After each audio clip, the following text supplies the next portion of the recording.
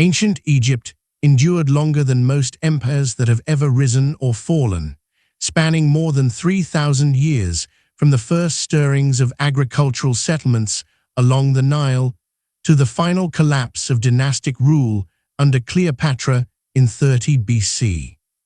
This civilization witnessed the construction of monuments that still confound engineers, the birth of writing systems that preserved the voices of pharaohs and scribes alike, and the evolution of religious and political structures that influenced countless successor cultures across the Mediterranean and Near East.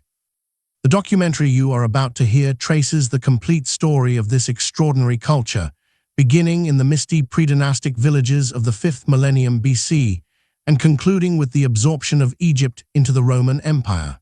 Through each dynasty, intermediate collapse, and renaissance, the thread of Egyptian continuity persisted, carried forward by the river that gave it life and the desert that sheltered it from invasion. The Nile River shaped human existence in northeastern Africa long before kings wore crowns or priests inscribed stone with sacred symbols. Around the middle of the 6th millennium BC, when much of what is now the Sahara Desert still supported scattered lakes, grasslands, and herding populations, a profound climatic shift began to transform the region. Between approximately 5500 and 3500 BC, the gradual desiccation of the Sahara drove human populations eastward toward the permanent water source of the Nile, where the river's annual inundation deposited nutrient-rich silt across the floodplain and created conditions uniquely favorable for the cultivation of cereal crops. The communities that settled along the river's banks during this long transitional period were not yet Egyptian in any political or cultural sense, but they carried with them the seeds of the civilization that would eventually emerge. The earliest sedentary cultures along the Nile Valley developed slowly and unevenly, their material remains scattered across burial sites and settlement mounds that archaeologists would not excavate until the late 19th and early 20th centuries. Among the oldest of these cultures was the Badarian, which flourished in Upper Egypt between approximately 4500 and 4000 BC, and takes its name from the site of Badari near the modern town of Deir Tassa. The Badarian people buried their dead in cemeteries, wrapping the bodies in animal hides and laying them on woven reed mats, accompanied by food offerings and personal belongings that suggest an evolving belief in an afterlife where the deceased required material sustenance. Their pottery, known as blacktop ware, exhibited a distinctive aesthetic characterized by a black rim and red body, achieved through careful control of firing conditions. The presence of copper tools alongside stone implements marks the Badarian as a Chalcolithic culture, representing the technological bridge between the purely Neolithic societies that preceded it and the more complex metal-using societies that would follow. By around 4000 BC, the Badarian culture had given way to, or perhaps evolved into, the Naqada culture, which would dominate Upper Egypt for the next millennium and ultimately provide the foundation for the unified Egyptian state. The British archaeologist William Flinders Petrie, who excavated at Naqada in 1894, recognized that the material culture of this period could be divided into 3 sequential phases based on changes in pottery styles, burial practices, and settlement patterns.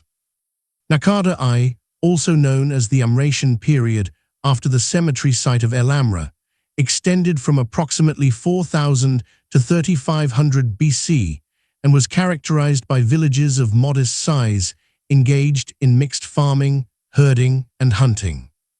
The pottery of this phase retained some continuity with earlier Badarian traditions, but introduced new forms, including vessels decorated with bold, geometric patterns and representations of human and animal figures painted in white slip on a dark red burnished surface. On one pottery fragment excavated at Naqada, the earliest known depiction of the Red Crown, which would later symbolize the kingship of Lower Egypt, appears in a simple linear design, hinting at the political symbolism already taking shape in the minds of these early Nile Valley inhabitants. Naqada II, or the Jerseyan period, lasting from approximately 3500 to 3200 BC, witnessed a dramatic acceleration in cultural complexity and geographical expansion. The Naqada culture spread northward into the delta and southward into Nubia, assimilating or displacing rival regional cultures and establishing a degree of material uniformity across much of the Nile Valley. Trade networks extended beyond Egypt's borders, bringing goods and cultural influences from Palestine, the Eastern Desert, and regions along the Red Sea coast. Palestinian influences became visible in the pottery, which began to incorporate tilted spouts and handles. And a new type of light-colored pottery composed of clay mixed with calcium carbonate appeared, decorated first with red geometric patterns and later with scenes depicting boats, animals, herds, and human figures. These decorated vessels provide some of the earliest narrative imagery from Egypt, offering glimpses into the economic activities, symbolic concerns, and perhaps the mythological imagination of Naqada II society. The archaeological record of this period also reveals the emergence of pronounced social hierarchies, as evidenced by the increasing disparity in the size and wealth of burials. While most graves contained modest assemblages of pottery, tools, and ornaments, a small number of elite burials were equipped with large quantities of fine pottery, carved stone vessels, cosmetic palettes made of slate or schist, jewelry of gold and semi-precious stones, and ceremonial objects that suggest the deceased held positions of authority or ritual significance. Among the most remarkable artifacts from this era are ceremonial palettes, some of which bear early symbolic markings or incised decorations that appear to represent proto-hieroglyphic signs. These symbols, found on pottery, palettes, and ivory labels from the later phases of the pre-dynastic period, indicate the beginnings of a visual communication system that would eventually develop into the fully articulated hieroglyphic script of the pharaonic age. Metalworking advanced significantly during Naqada II, with increased production of copper tools and weapons that supplemented, and in some contexts replaced, traditional stone implements. The technology of copper extraction and smelting likely entered Egypt through contact with Southwest Asian cultures, where metallurgy had developed earlier, though Egyptian craftsmen adapted these techniques to local conditions and resources. The appearance of specialized craft production in metalworking, stone vessel carving, and pottery manufacture suggests a degree of economic differentiation and occupational specialization that had been absent or minimal in earlier periods. The transition from Naqada II to Naqada III, spanning approximately 3200 to 3100 BC, marked the final phase of the pre-dynastic period and the immediate prelude to the unification of Egypt under a single ruler. This era witnessed the consolidation of political power into increasingly centralized and hierarchical structures, with regional centers emerging as focal points of authority, wealth, and ritual activity. The most prominent of these centers in Upper Egypt was Hierakonpolis, known in ancient Egyptian as Nekhen, located on the west bank of the Nile approximately 80 kilometers south of modern Luxor. Hierakonpolis served as the cult center of the falcon god Horus and appears to have functioned as the capital or primary seat of power for the rulers who would eventually claim dominion over all of Egypt. Excavations at Hierakonpolis have revealed a complex urban settlement that included elite residences, craft workshops, ceremonial structures, and an extensive cemetery where the grave of wealthy individuals contained unprecedented quantities of luxury goods. One tomb, designated by archaeologists as Tomb 100, contained wall paintings executed in mineral pigments on mud plaster, depicting scenes of river boats, human figures engaged in what may be warfare or ritual combat, and animals both domestic and wild. These paintings represent the earliest known example of large-scale figurative art in Egypt and provide valuable evidence for the symbolic and narrative concerns of the late pre-dynastic elite. The presence of fortified walls and evidence of violent conflict in skeletal remains from this period suggest that competition among rival chiefdoms had intensified, and that control over territory, resources, and trade routes was increasingly contested through military means. In Lower Egypt, the Delta region developed its own distinct pre-dynastic cultures, though the archaeological record from this area remains less complete due to the heavy alluvial deposits and high water table that have obscured or destroyed many ancient sites. The Mahdi culture, centered in the vicinity of modern Cairo, flourished during the same period as Naqada II in Upper Egypt and maintained extensive trade connections with Palestine, as evidenced by imported pottery and architectural styles that reflect Levantine influence. However, by the Naqada III period, the material culture of Upper Egypt had spread northward into the delta, suggesting either the migration of Upper Egyptian populations or the political and cultural dominance of Upper Egyptian centers over Lower Egyptian communities. The Naqada III period also witnessed the appearance of the first definitive examples of writing in Egypt. Small bone and ivory labels excavated from elite tombs at Abydos and Hierakonpolis bear incised signs that represent specific words or concepts, including numerals, place, names, and what appear to be titles or personal names. These early inscriptions served administrative and commemorative functions, marking ownership of goods, recording quantities of commodities, and identifying the contents of storage vessels. While proto-hieroglyphic symbols had appeared sporadically on pottery and ceremonial objects in earlier phases, the Naqada III labels represent a qualitative shift toward a systematic writing system capable of recording more complex information. The religious and ideological foundations of pharaonic kingship also took shape during the late pre-dynastic period, as evidenced by the symbolic imagery that appears on ceremonial objects from this era. Carved stone palettes, mace heads, and knife handles depict rulers as larger-than-life figures engaged in ritual violence against enemies, often shown smiting captives or presiding over processions of bound prisoners. These images established visual conventions that would persist throughout pharaonic history, portraying the king as the warrior protector of order and the vanquisher of chaos. The association between kingship and the falcon god Horus, which became central to royal ideology in the dynastic period, was already established at Hierakonpolis, where the earliest known temple dedicated to Horus has been identified. By the final century of the 4th millennium BC, the political landscape of Egypt had crystallized into two principal power blocks, one centered in Upper Egypt with its heartland around Hierakonpolis and Abydos, and another in Lower Egypt with its base in the delta. The rulers of these regions wore distinct crowns that symbolized their territorial authority. The white crown of Upper Egypt, tall and conical in form, and the red crown of Lower Egypt, flat-topped with a distinctive upward curving projection at the back.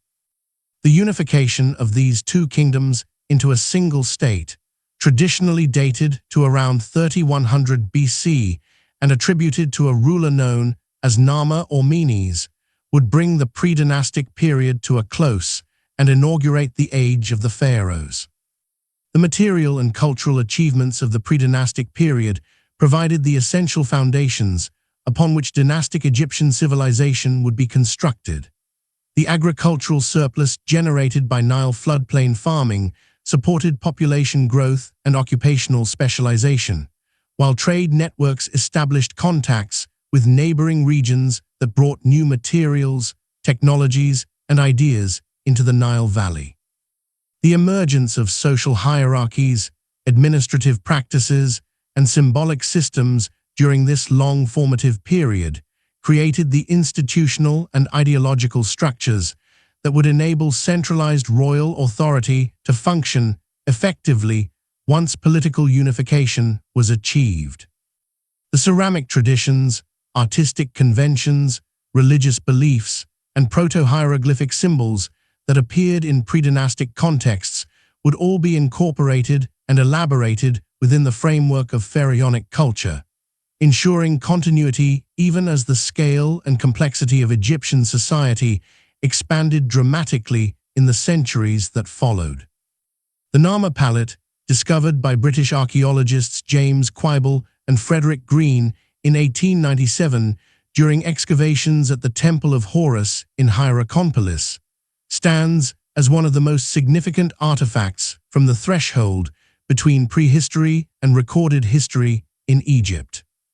This ceremonial siltstone palette, measuring approximately 64 centimeters in height, bears carved reliefs on both faces that depict a ruler named Nama engaged in acts of ritual dominance and military triumph. On one side, Nama wears the white crown of Upper Egypt while raising a mace above a kneeling captive, surrounded by symbolic imagery including a falcon representing the god Horus, perched atop papyrus plants from which a human head emerges. On the reverse, Nama appears wearing the red crown of Lower Egypt, striding past rows of decapitated enemies whose severed heads have been placed between their legs, a graphic demonstration of conquest. The palette's imagery has been interpreted by many scholars as a commemoration of the unification of Upper and Lower Egypt under Nama's rule around 3100 BC, though others have suggested it may depict ritual or mythological themes rather than a specific historical event. Whether Nama achieved unification through military conquest, diplomatic arrangement, or gradual political consolidation remains debated among Egyptologists, as the archaeological and textual evidence from this remote period is fragmentary and open to multiple interpretations. Later Egyptian tradition, recorded in king lists compiled during the New Kingdom more than a millennium after the events in question, attributed the unification to a ruler named Menes, whose relationship to Nama remains uncertain. Some scholars have identified Nama and Menes as the same individual, while others have proposed that Menes was Nama's immediate successor, or that the name Menes represented a throne name or title rather than a personal designation. Regardless of these complications, the archaeological record demonstrates clearly that by the beginning of the First Dynasty, a unified Egyptian state had emerged with a single ruler claiming sovereignty over both the Nile Valley and the Delta. The establishment of Memphis as the capital of the newly unified kingdom represented a deliberate political and strategic choice that would have profound consequences for Egyptian history. Located at the southern apex of the Nile Delta, approximately 20 kilometers south of modern Cairo, Memphis occupied the geographical boundary between Upper and Lower Egypt, symbolically bridging the two regions that had been brought together under royal authority. Ancient sources credited Menes with founding the city, reportedly diverting the course of the Nile to create dry land upon which the capital could be constructed.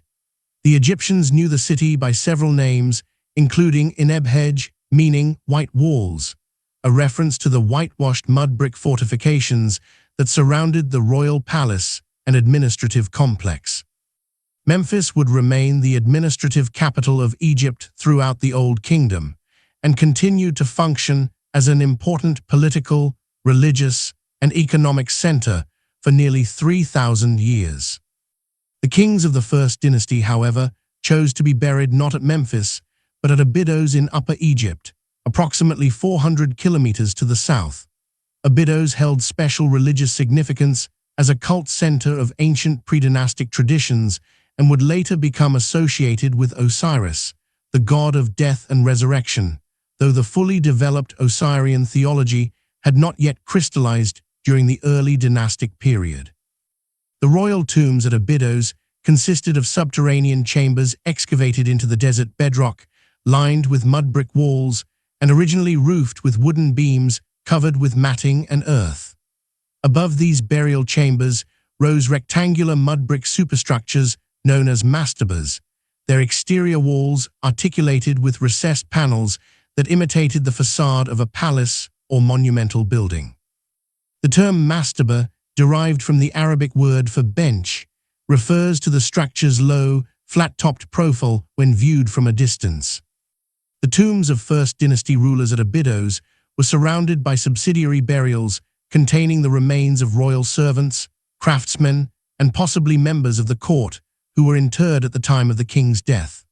The practice of retainer sacrifice, as this custom is known, appears to have been most prevalent during the First Dynasty and declined significantly thereafter, suggesting changes in royal ideology or mortuary practice.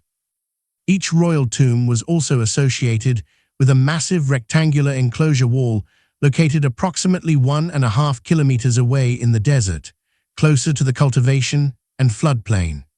These enclosures, constructed of thick mud brick walls that in some cases still stand several meters high, may have served as temples for the royal mortua. Why cult or as symbolic palaces where the deceased king could continue to exercise authority in the afterlife? Alongside the royal cemetery at Abydos, another group of large and elaborate mastaba tombs was constructed at Saqqara, the necropolis associated with Memphis. These Saqqara mastabas, first excavated systematically by Walter B. Emery in the 1930s, surpassed the Abydos tombs in architectural complexity and the wealth of goods deposited within their chambers. The identity and status of the individuals buried at Saqqara has generated considerable scholarly debate, with some archaeologists initially proposing that these structures were the true royal tombs and that the Abydos burials served merely as cenotaphs or symbolic monuments. However, the current scholarly consensus holds that the kings themselves were buried at Abydos and that the Saqqara mastabas belonged to high officials of the royal administration, perhaps serving dual functions as actual tombs and as secondary memorial structures associated with the cult of the deceased king. The development of writing during the early dynastic period transformed the capacity of the Egyptian state to administer its territory, record its history, and articulate its religious and political ideology. The proto-hieroglyphic symbols that had appeared sporadically on late pre-dynastic objects evolved rapidly into a complex writing system capable of representing the Egyptian language with precision and flexibility. Early dynastic inscriptions appear on stone vessels, ivory and bone labels, seal impressions, and stone monuments, recording royal names, administrative information, and commemorative texts. The hieroglyphic script combined three types of signs: logograms, which represented entire words or concepts; phonograms, which represented individual sounds or combinations of sounds; and determinatives, which clarified the meaning of words without being pronounced. This sophisticated system allowed scribes to record not only practical information, such as quantities of grain, oil, and livestock, but also more complex narratives and religious formulations.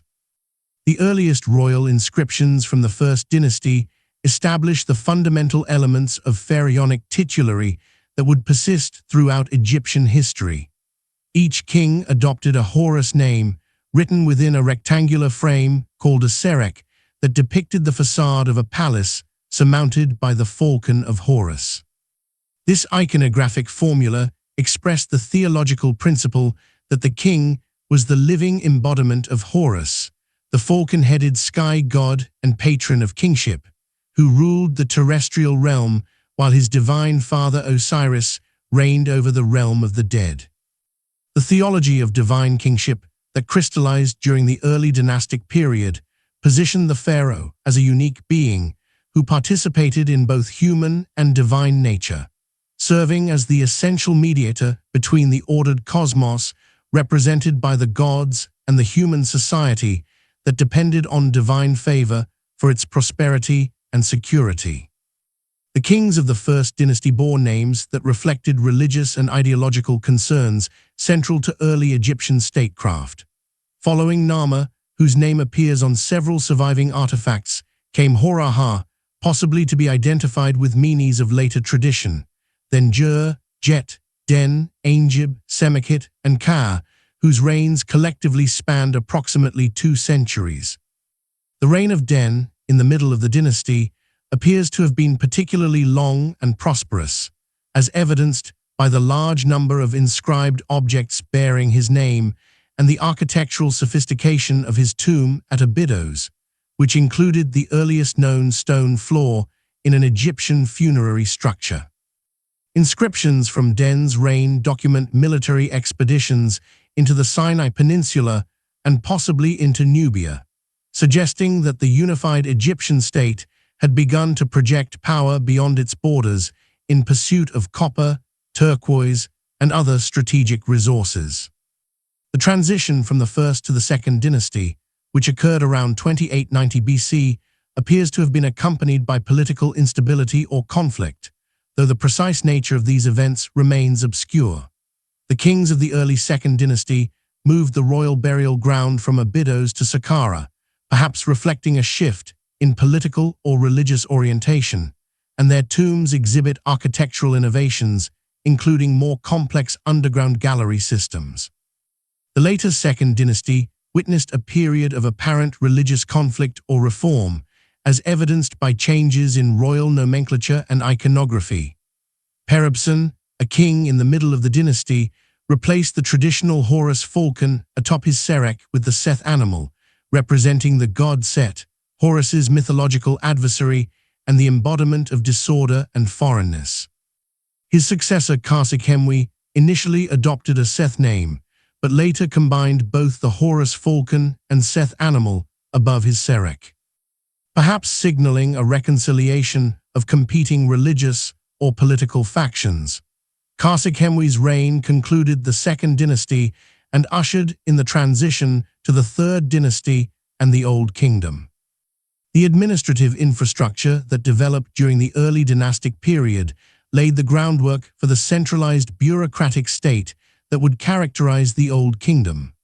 The royal court at Memphis housed officials with specialized responsibilities for taxation, agriculture, construction projects, military organization, and foreign trade.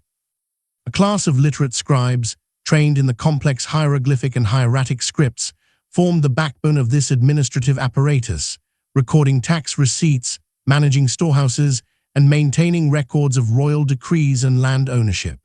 The position of vizier, who would become the highest-ranking official in the kingdom after the king himself, may have originated during this period, though the earliest clear evidence for the office dates to the Third Dynasty.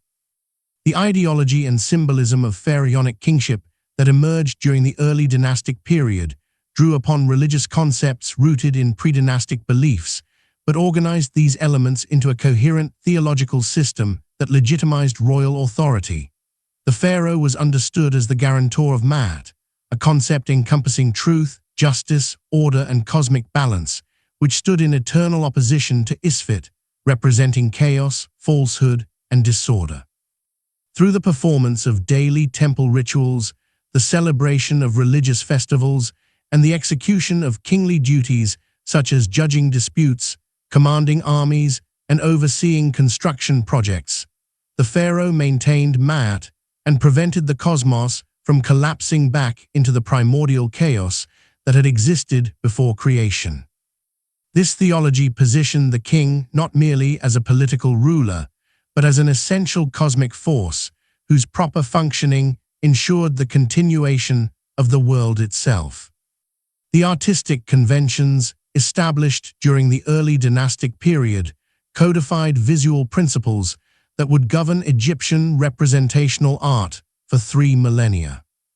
The Nama palette exemplifies many of these conventions, including the hierarchical scaling of figures according to their social importance, with the king depicted larger than courtiers and enemies, the composite view of the human body showing the head and legs in profile while the torso faces forward, and the organization of the pictorial surface into registers separated by horizontal lines. These artistic principles were not mere aesthetic choices, but expressed fundamental Egyptian concepts about hierarchy, permanence, and the relationship between representation and reality. By the close of the early dynastic period, around 2686 BC, the institutional, ideological, and artistic foundations of pharaonic civilization had been firmly established. A unified territorial state governed from Memphis exercised authority over both Upper and Lower Egypt through an administrative bureaucracy staffed by literate officials. A sophisticated writing system enabled the recording of religious texts, historical events, and administrative information. The theology of divine kingship articulated a coherent rationale for royal authority grounded in the king's unique status as the living Horus and the earthly representative of the gods. These achievements prepared the way for the architectural and cultural flowering that would characterize the Old Kingdom and produce monuments that still stand as testaments to the civilization that emerged from the Nile Valley more than 5,000 years ago. The Third Dynasty inaugurated the Old Kingdom around 2686 BC, ushering in an era of unprecedented architectural ambition, administrative sophistication, and centralized royal power that would endure for nearly 5 centuries. The transition from the mud-brick mastabas of the early dynastic period to monumental stone architecture occurred during the reign of Djoser, the second king of the dynasty, whose mortuary complex at Saqqara stands as one of the most revolutionary achievements in the history of architecture.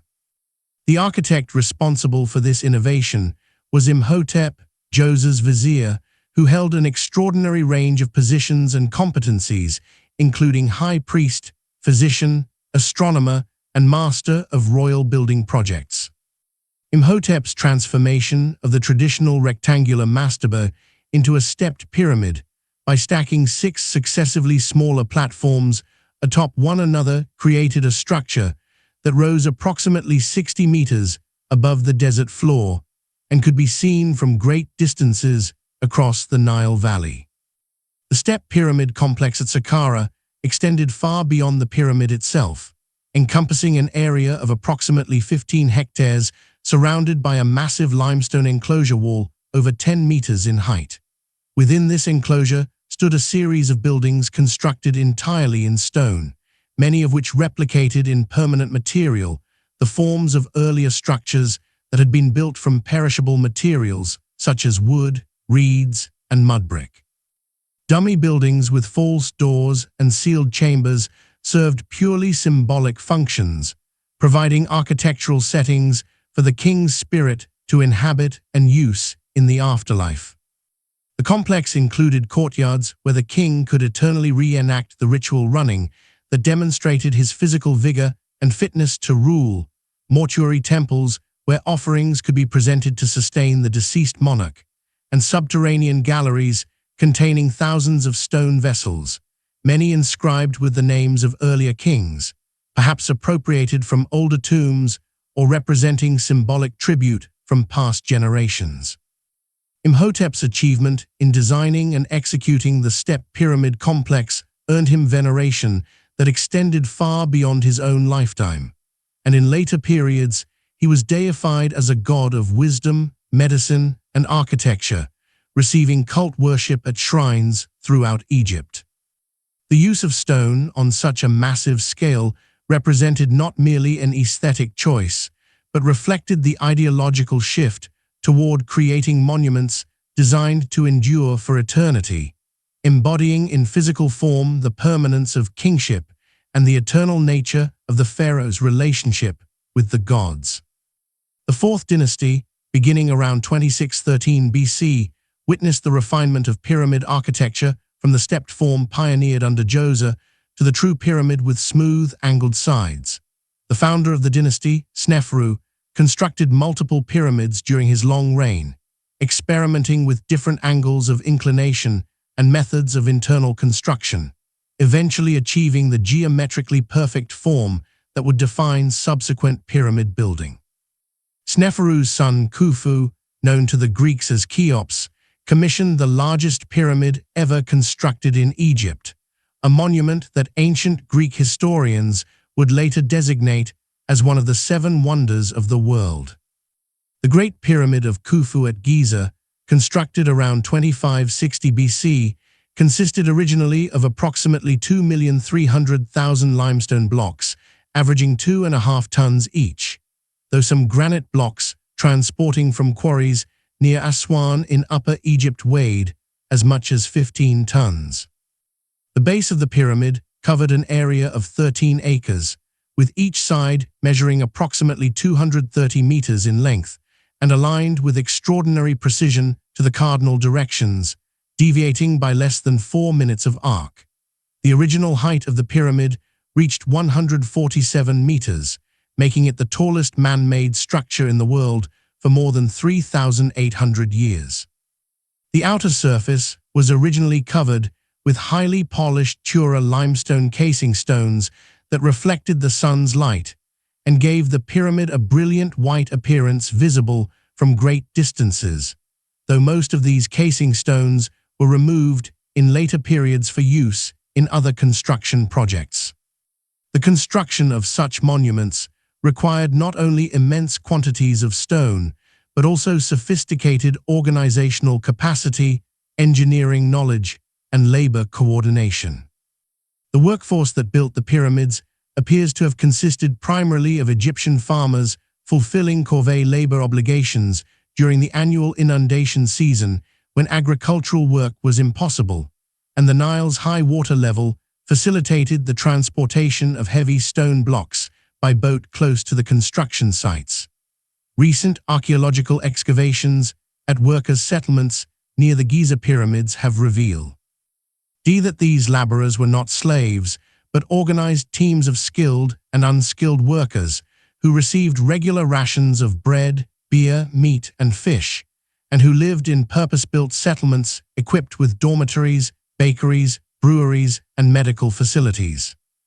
Khufu's pyramid was followed by those of his son Khafa and grandson Menkaure, creating the iconic triad of pyramids at Giza that still dominates the plateau today. Khafa's pyramid, though slightly smaller than his father's, appears taller due to its position on elevated ground and retains some of its original limestone casing at the apex. The complex of Khafa also includes the Great Sphinx, a massive limestone sculpture with the body of a lion and a human head, probably representing the king himself, which gazes eternally eastward toward the rising sun. Menkaure's pyramid, considerably smaller than the other two, nonetheless maintained the essential architectural and symbolic elements of the pyramid complex, including Valley Temple, Causeway, Mortuary Temple, and satellite pyramids for royal queens. The administrative apparatus that enabled the construction of these monumental projects and governed the Egyptian state during the Old Kingdom represented one of the most sophisticated bureaucratic systems of the ancient world. The king stood at the apex of this hierarchical structure, theoretically owning all land, controlling all resources, and possessing absolute authority over every aspect of Egyptian life. In practice, the day-to-day administration of the kingdom was delegated to the vizier, who served as the king's chief minister and supervised all branches of the government. The vizier's responsibilities encompassed judicial functions, including serving as the supreme judge in legal disputes, administrative oversight of taxation, agriculture, and public works, and coordination of the various departments and officials who staffed the royal bureaucracy. Beneath the vizier operated a complex hierarchy of officials with specialized functions, including overseers of granaries who managed the collection and storage of grain taxes, treasurers who controlled the flow of precious metals and valuable commodities, scribes who recorded all transactions and maintained archives, and supervisors of royal construction projects who coordinated the quarrying, transportation, and placement of stone blocks. The provincial administration was organized around administrative districts called nomes, each governed by a nomarch appointed by the king to collect taxes, maintain irrigation systems, adjudicate local disputes, and organize corvée labor for royal projects. During the early Old Kingdom, nomarchs served at the pleasure of the pharaoh and could be transferred or dismissed, ensuring that provincial power remained subordinate to central authority. The economic foundation of the Old Kingdom state rested upon agriculture, particularly the cultivation of emmer wheat and barley in fields fertilized annually by the Nile's inundation. The central government claimed a substantial portion of agricultural production as tax, assessed by scribes who measured fields, estimated crop yields, and recorded the amounts owed by each farmer or estate. These taxes, collected primarily in kind rather than currency, were stored in royal and temple granaries and redistributed to support the court, the bureaucracy, the priesthood, the army, and workers on royal construction projects. The efficiency of this taxation and redistribution system allowed the state to mobilize enormous quantities of labor and resources for pyramid construction and other monumental undertakings. Beyond Egypt's borders, Old Kingdom pharaohs organized expeditions to secure strategic resources unavailable within the Nile Valley. Copper, essential for tools and weapons, was mined in the Sinai Peninsula at sites including Wadi Maghara and Serabit el-Khadim, where inscriptions left by mining expeditions document the presence of royal officials and military escorts. Turquoise, prized for jewelry and decorative inlays, was also extracted from Sinai deposits. Southward expeditions into Nubia, the region extending along the Nile from the first cataract near Aswan deep into modern Sudan, sought gold from the eastern desert deposits that would make Egypt one of the richest civilizations of the ancient world. Inscriptions from the reigns of 4th and 5th dynasty kings document military campaigns and trading expeditions into Nubia, suggesting that Egyptian control over or access to these resources was secured through a combination of trade, diplomacy, and periodic military intervention.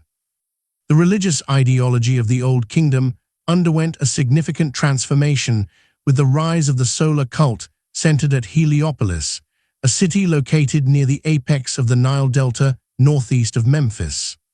Ra, the sun god, emerged as the preeminent deity of the Egyptian pantheon during the 5th dynasty, and the theology developed. By the priesthood at Heliopolis positioned Ra as the creator god who had brought forth the universe from the primordial waters of chaos. According to this cosmology, Ra traversed the sky each day in his solar bark, bringing light and life to the world, and during the night he journeyed through the underworld, battling the forces of chaos before emerging victorious at dawn to begin the cycle anew. The kings of the 5th dynasty incorporated the element Ra into their throne names and constructed solar temples in addition to their pyramid complexes, physically manifesting their claim to divine sonship. These solar temples featured large open courtyards containing massive stone obelisks or Benben stones that represented the primordial mound upon which Ra had first appeared at creation. The ideology of the pharaoh, as the son of Ra, reinforced royal legitimacy by positioning the king within the divine genealogy and explaining his unique status as both human and divine. This theological framework also provided a model of cosmic order in which the king's authority derived not from military might or administrative efficiency alone, but from his essential role in maintaining Ma'at and ensuring that the sun continued its daily journey, the Nile continued to flood, and the agricultural cycle continued to renew itself. The 6th dynasty, which lasted from approximately 2345 to 2181 BC, witnessed the gradual erosion of the centralized authority that had characterized the earlier Old Kingdom. The nomarchs, who had originally served as appointed officials dependent on royal favor, increasingly transformed their positions into hereditary offices and constructed elaborate rock-cut tombs in their provincial capitals rather than being buried in modest mastabas near the king's pyramid at Memphis or Saqqara. The autobiographical inscriptions carved on the walls of these provincial tombs reveal officials who derived their authority and identity as much from local power bases as from royal appointment, suggesting a shift in the balance of power between the center and the periphery. The long reign of Pepi II, who ascended the throne as a child and ruled for more than 60 years according to later tradition, coincided with accelerating political fragmentation and economic decline. The pyramid complexes of late 6th dynasty kings were smaller and more poorly constructed than their fourth dynasty predecessors, suggesting reduced state capacity to mobilize resources and labor.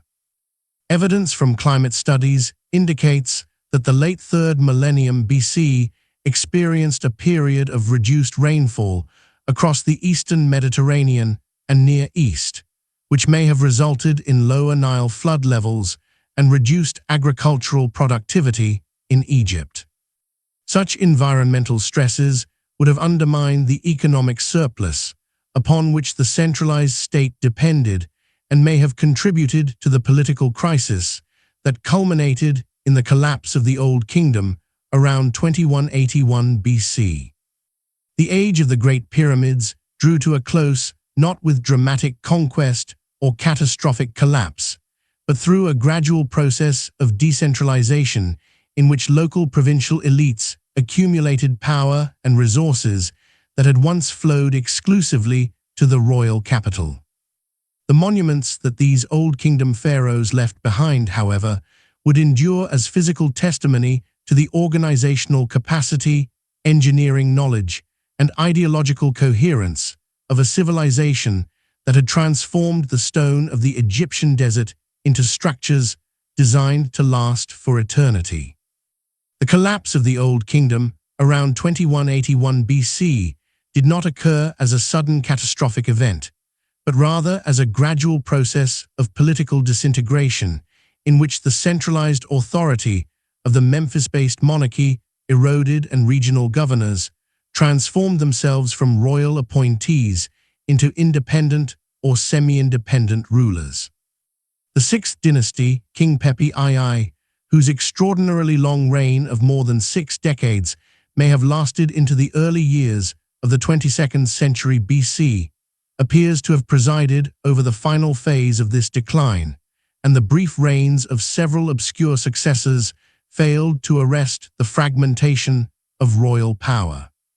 The 7th and 8th dynasties, which followed immediately after the end of the 6th, are poorly documented and appear to have consisted of short-lived rulers who claimed legitimacy as successors to the Old Kingdom pharaohs, but exercised little effective control beyond Memphis and its immediate environs.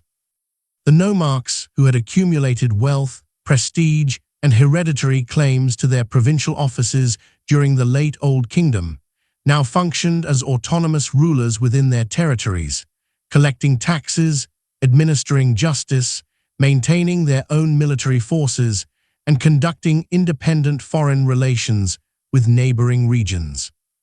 These provincial rulers constructed elaborate tombs decorated with autobiographical inscriptions that reveal their self-conception as legitimate authorities, deriving power from their own achievements and local status, rather than from royal appointment. The autobiography of Ankhtfi, nomarch of the 3rd nome of Upper Egypt during the early First Intermediate period, boasts of his military prowess, his provision of grain during famine, and his success in maintaining order within his territory while surrounding regions descended into chaos. By the middle of the 22nd century BC, 2 principal centers of power had emerged to compete for supremacy over Egypt.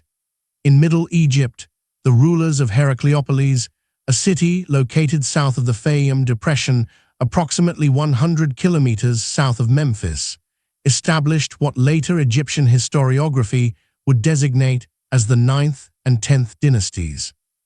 The Heracleopolitan kings controlled Lower Egypt and the northern portions of Upper Egypt, maintaining diplomatic and trade relations with the Levantine coast and attempting to present themselves as legitimate successors to the Old Kingdom pharaohs. Their control, however, remained contested and incomplete, as numerous local nomarchs maintained varying degrees of independence while nominally acknowledging Heracleopolitan suzerainty. In Upper Egypt, the rulers of Thebes, a city that had been relatively insignificant during the Old Kingdom, established an independent dynasty that would eventually reunify Egypt and inaugurate the Middle Kingdom. The early Theban rulers of the 11th dynasty initially controlled only a limited territory in the immediate vicinity of Thebes, but they pursued an aggressive policy of expansion both southward toward Nubia and northward toward the Heracleopolitan sphere of influence.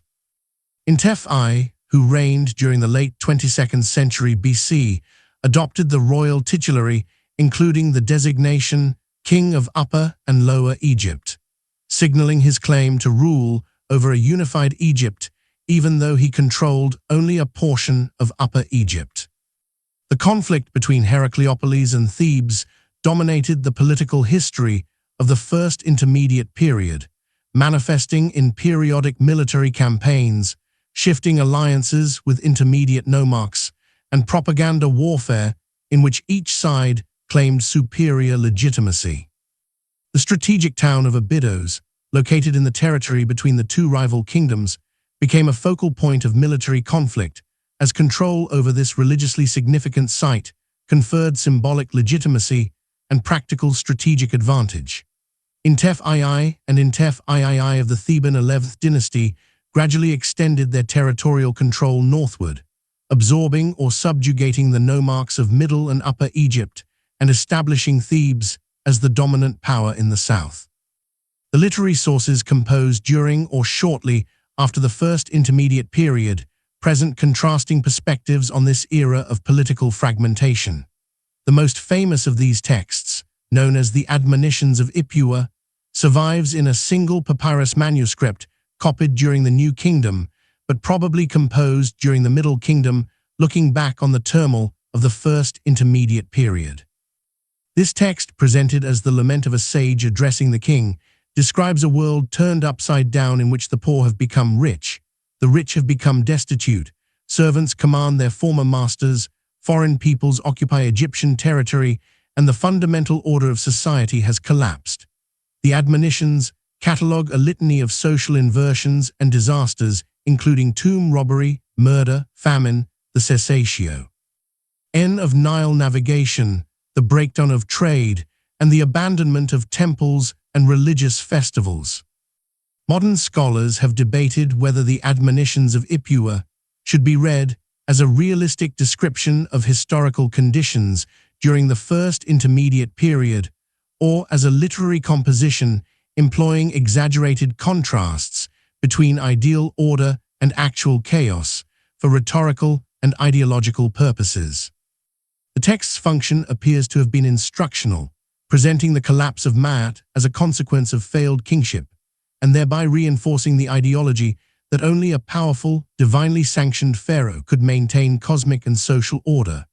Regardless of its historical accuracy, the Admonitions reflects real anxieties about social instability, challenges to traditional hierarchies, and the fragility of the ordered world that Egyptian civilization had constructed along the Nile. Other literary compositions from the First Intermediate Period, or reflecting on it, include the Teaching for King Merochaea, a wisdom text presented as the instructions of a Heracleopolitan king to his son and successor. This text provides advice on kingship, emphasizing the importance of justice, eloquence, and proper conduct toward both subordinates and equals, while also acknowledging the military and political challenges facing rulers during this period of fragmentation. Unlike the Admonitions, which depicts total social collapse, the Teaching for Merochaea presents a more nuanced picture in which competent leadership and moral conduct can maintain order and prosperity even in difficult circumstances. The text also contains references to conflicts with Asiatic peoples in the Delta and military campaigns against rival Egyptian rulers, providing historical context for the Heracleopolitan dynasty's struggles to maintain its position. The democratization of access to the afterlife represents one of the most significant religious and cultural developments of the First Intermediate Period. During the Old Kingdom, elaborate tomb preparation, mummification, and the recitation of funerary texts had been privileges reserved primarily for the king and members of the royal family, with nobles receiving more modest burial arrangements. The pyramid texts, which had been inscribed on the walls of royal burial chambers beginning in the late 5th dynasty, contained spells and incantations designed to ensure the deceased king's successful transition to the afterlife and his identification with Osiris and other deities. During the First Intermediate Period, provincial elites began inscribing similar texts, now known as coffin texts, on the interior surfaces of their wooden coffins, adapting and expanding the royal funerary literature for non-royal use. This appropriation of formerly royal religious privileges reflected both the weakening of royal authority and the increasing wealth and self-confidence of provincial elites, who no longer acknowledged absolute royal monopoly over access to divine favor and eternal life. The coffin texts included not only spells derived from the older pyramid texts, but also new compositions, maps of the afterlife, and instructions for navigating the dangers and challenges that the deceased would encounter in the realm of the dead. This expansion and elaboration of funerary literature would continue during the Middle Kingdom and culminate in the New Kingdom with the compilation of the Book of the Dead, demonstrating the lasting impact of First Intermediate Period religious innovation.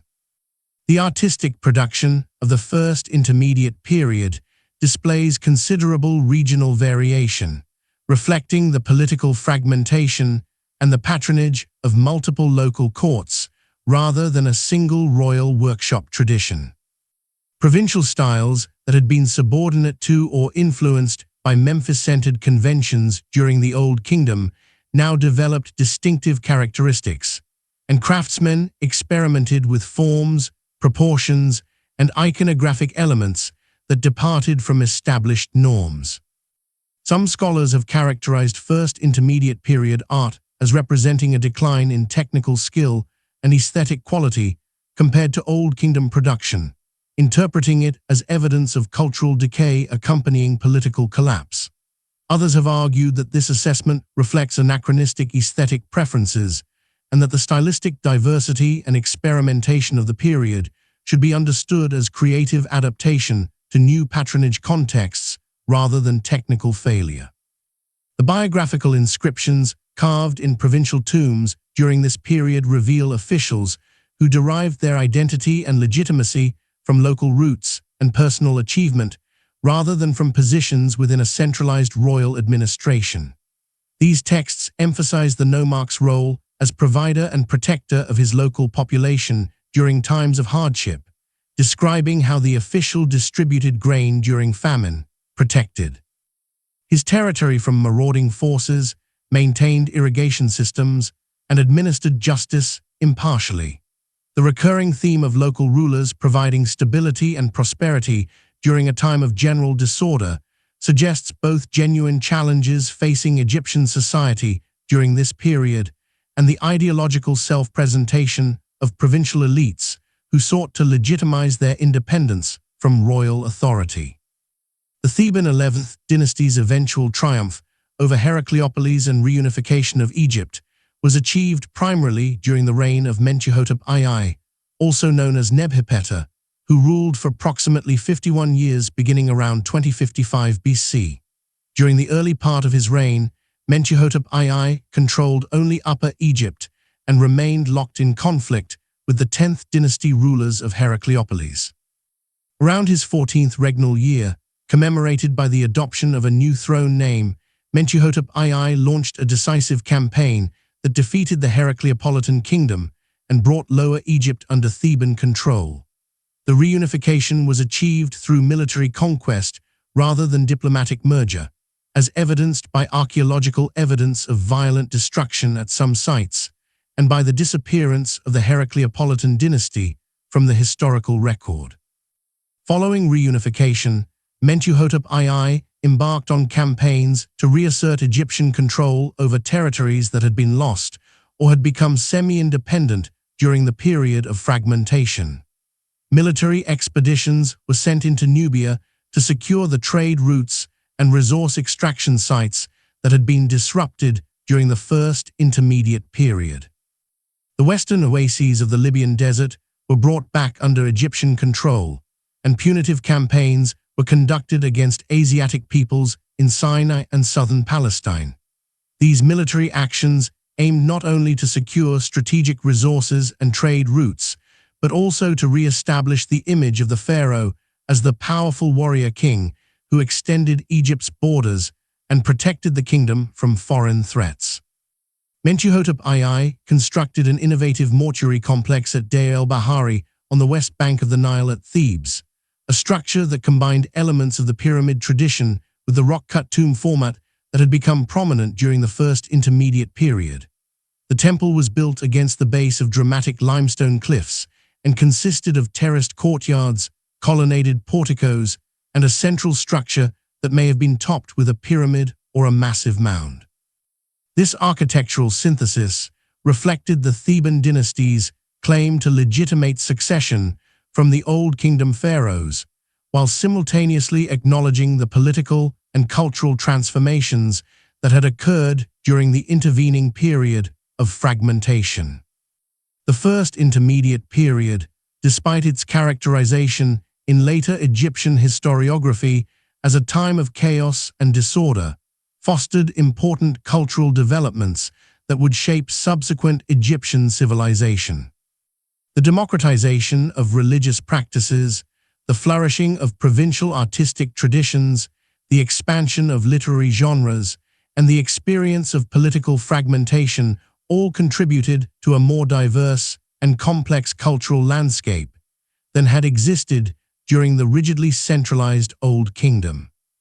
The reunification achieved by Mentuhotep II would inaugurate the Middle Kingdom, but the memory of the First Intermediate Period would persist in Egyptian literature and political thought as a cautionary example of what could occur when royal authority weakened and Mahat failed to be maintained. Reunification of Egypt under Mentuhotep II around 2055 BC inaugurated the Middle Kingdom, but the transition from military conquest to stable unified governance required decades of consolidation. The later kings of the 11th dynasty faced the challenge of integrating the formerly independent nomarchs of Middle and Lower Egypt into a functioning administrative structure while maintaining the allegiance of the Theban elite who had supported the dynasty's rise to power. Around 1985 BC, Amenemhat I, a vizier who may have had no direct blood connection to the 11th dynasty royal family, seized power and established the 12th dynasty, relocating the capital from Thebes to a newly founded city called Ichtoi, located near the Fayum region south of Memphis. The circumstances surrounding Amenemhat I's accession remain obscure, and later tradition preserved conflicting accounts of whether he represented legitimate succession or usurpation. The Prophecy of Nefertiti, a literary text composed during or shortly after Amenemhat's reign, presents his accession as the fulfillment of prophecy, describing him as a savior who would restore order after a period of chaos. The founder of the 12th dynasty pursued policies designed to strengthen royal authority and prevent the recurrence of the provincial independence that had characterized the First Intermediate Period.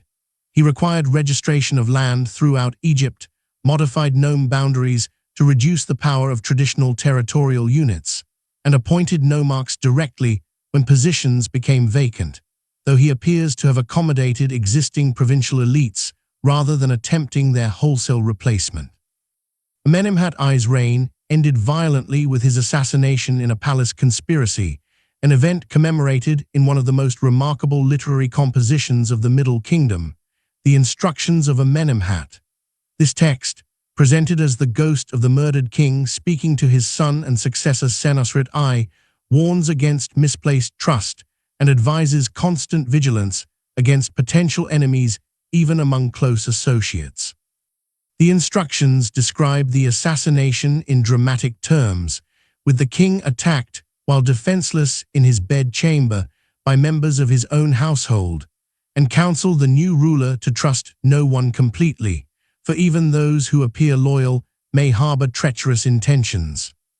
The text's purpose has been debated among scholars, with some arguing it was propaganda commissioned by Senusret I to explain why he had not prevented his father's murder, while others suggest it reflected genuine political tensions within the early 12th dynasty court. Senusret I, who may have been serving as co-regent with his father at the time of the assassination, secured his succession and ruled for approximately 45 years, conducting military campaigns into Nubia and Libya while continuing his father's policies of administrative centralization. The institution of co-regency, in which the reigning king associated his chosen successor with the throne during his lifetime, became standard practice during the 12th dynasty, ensuring smooth transitions of power and preventing succession disputes. Senusret I and his successors also pursued an active building program throughout Egypt, constructing temples at major cult centers and thereby inserting royal presence into local religious contexts that had previously been dominated by provincial priesthoods. The reign of Senusret III, who ruled from approximately 1878 to 1839 BC, marked the culmination of the 12th dynasty's administrative reforms and military expansion. Domestically, Senusret III implemented a comprehensive reorganization of the kingdom's administration that decisively curtailed the power of the nomarchs. Egypt was divided into three large administrative divisions called wayats, governed by officials appointed directly by the king and accountable to the central government rather than deriving authority from local power bases.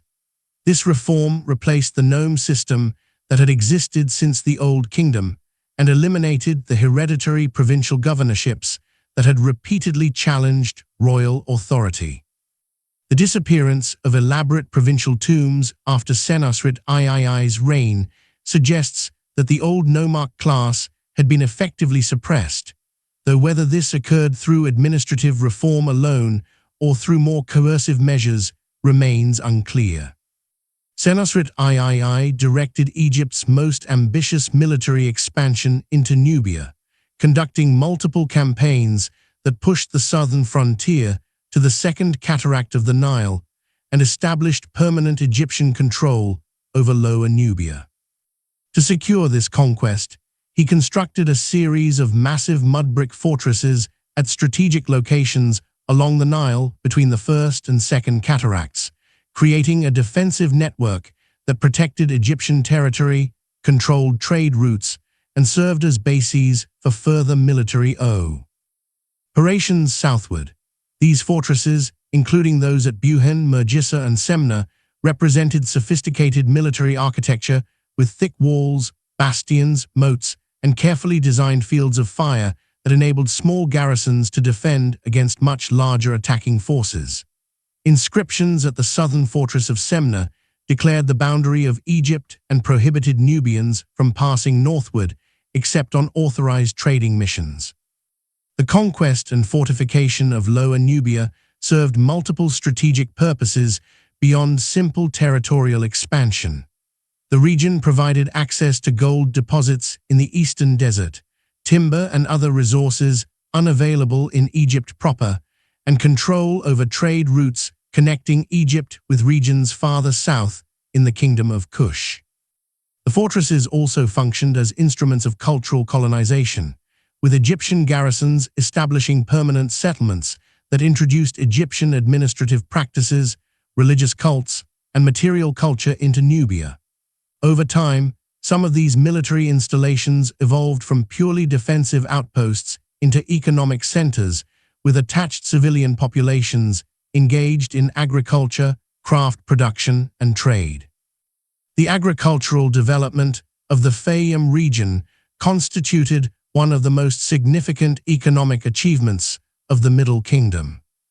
The Fayum, a large depression west of the Nile Valley connected to the river by a natural channel known as the Bahr Yusuf, had contained marshes and a lake since prehistoric times, but Middle Kingdom pharaohs, particularly those of the 12th dynasty, undertook extensive irrigation and land reclamation projects that transformed the region into highly productive agricultural land. These projects involved constructing canals, regulating water flow from the Nile, and draining marshlands to create new cultivation areas. The reclaimed land was distributed to royal estates, temples, and military veterans, increasing the agricultural surplus available to support the central government and the military establishment. The literary achievements of the Middle Kingdom represent the classical flowering of ancient Egyptian literature, producing works that were copied, studied, and revered by scribes for centuries afterward. The Tale of Sinew, composed during the reign of Senusret I, recounts the adventures of a court official who flees Egypt after overhearing news of Amenemhat I's assassination, fearing he may be implicated in the conspiracy. Sinew lives for decades in exile among Asiatic peoples in the Levant, achieves success and status in his adopted homeland, but ultimately yearns to return to Egypt and be buried according to proper Egyptian custom. The king pardons him and welcomes him home, and Sinew receives a tomb and funerary provisions that ensure his proper transition to the afterlife.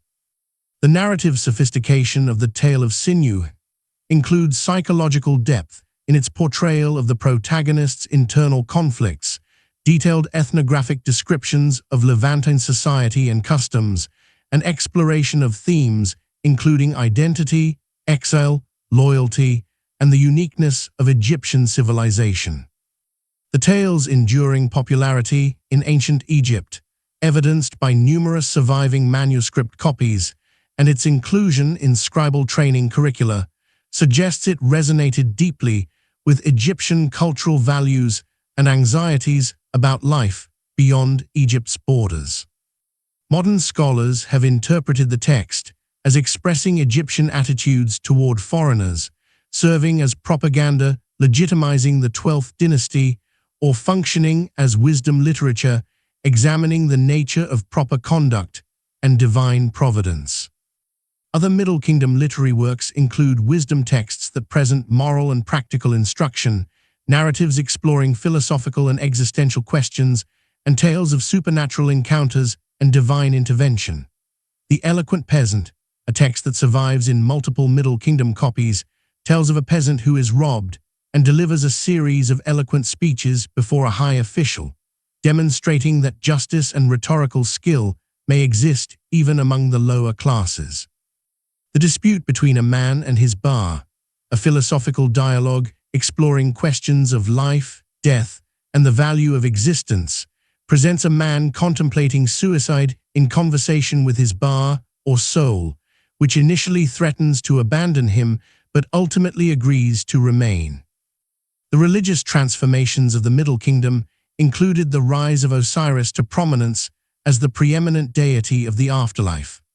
Osiris, originally a local god associated with fertility and agriculture, became identified with the dead king during the Old Kingdom, but in the Middle Kingdom, his cult expanded to encompass all deceased individuals who underwent proper funerary preparations.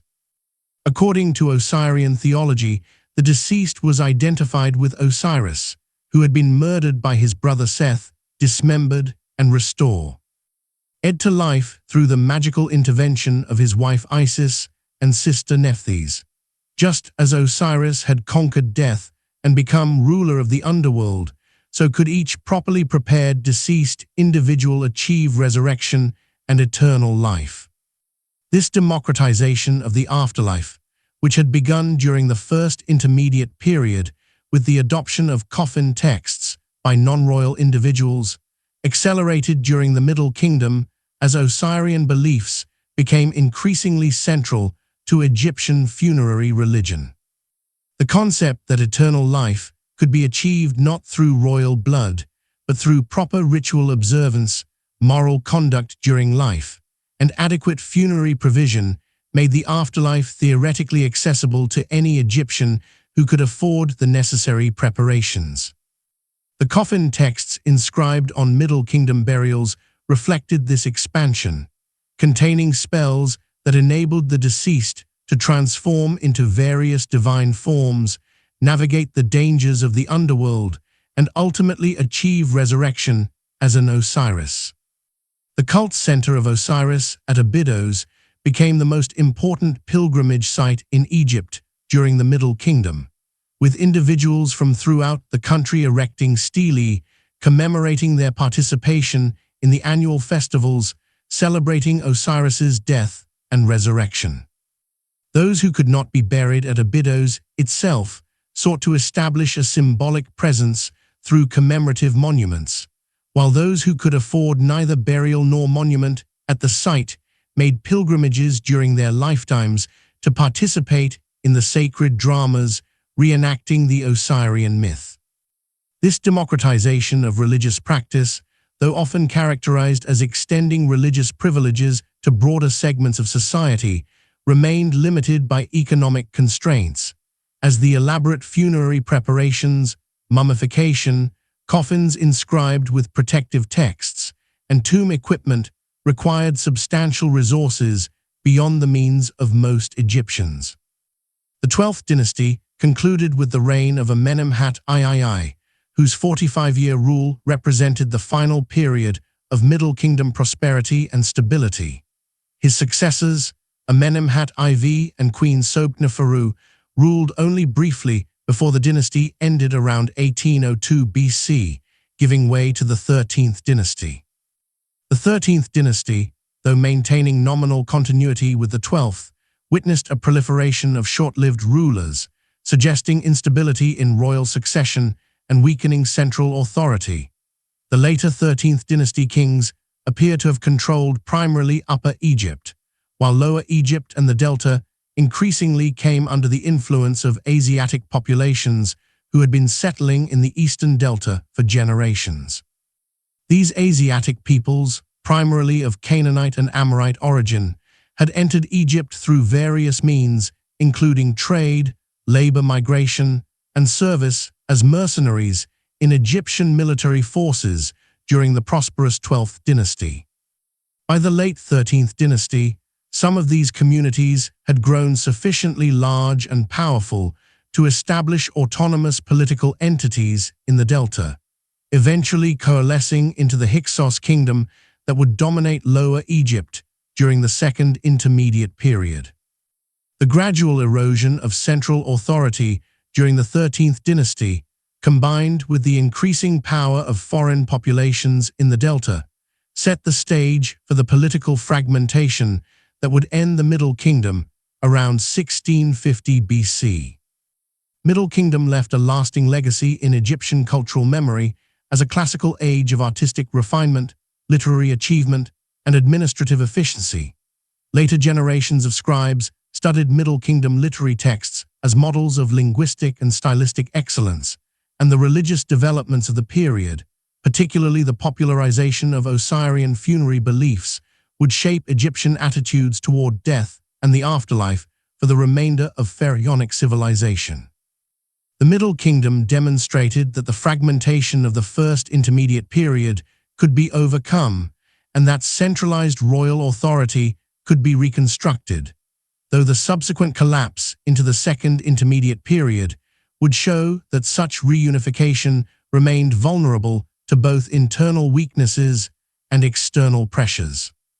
The Second Intermediate Period emerged from the gradual disintegration of 13th dynasty authority during the 17th century BC, creating conditions in which foreign populations already resident in the Eastern Delta could establish independent political control. The term Hyksos, derived from the Egyptian phrase Heka-Karsut, meaning rulers of foreign lands, designated a diverse group of Semitic-speaking peoples of Canaanite and Amorite origin who had been settling in Lower Egypt for generations through processes of trade, labor migration, and gradual infiltration, rather than through a single catastrophic invasion. Later Egyptian sources, particularly those composed during the New Kingdom when the memory of foreign domination remained politically sensitive, portrayed the Hyksos as violent conquerors who swept into Egypt with overwhelming military force, but archaeological evidence suggests a more gradual process of settlement and political consolidation.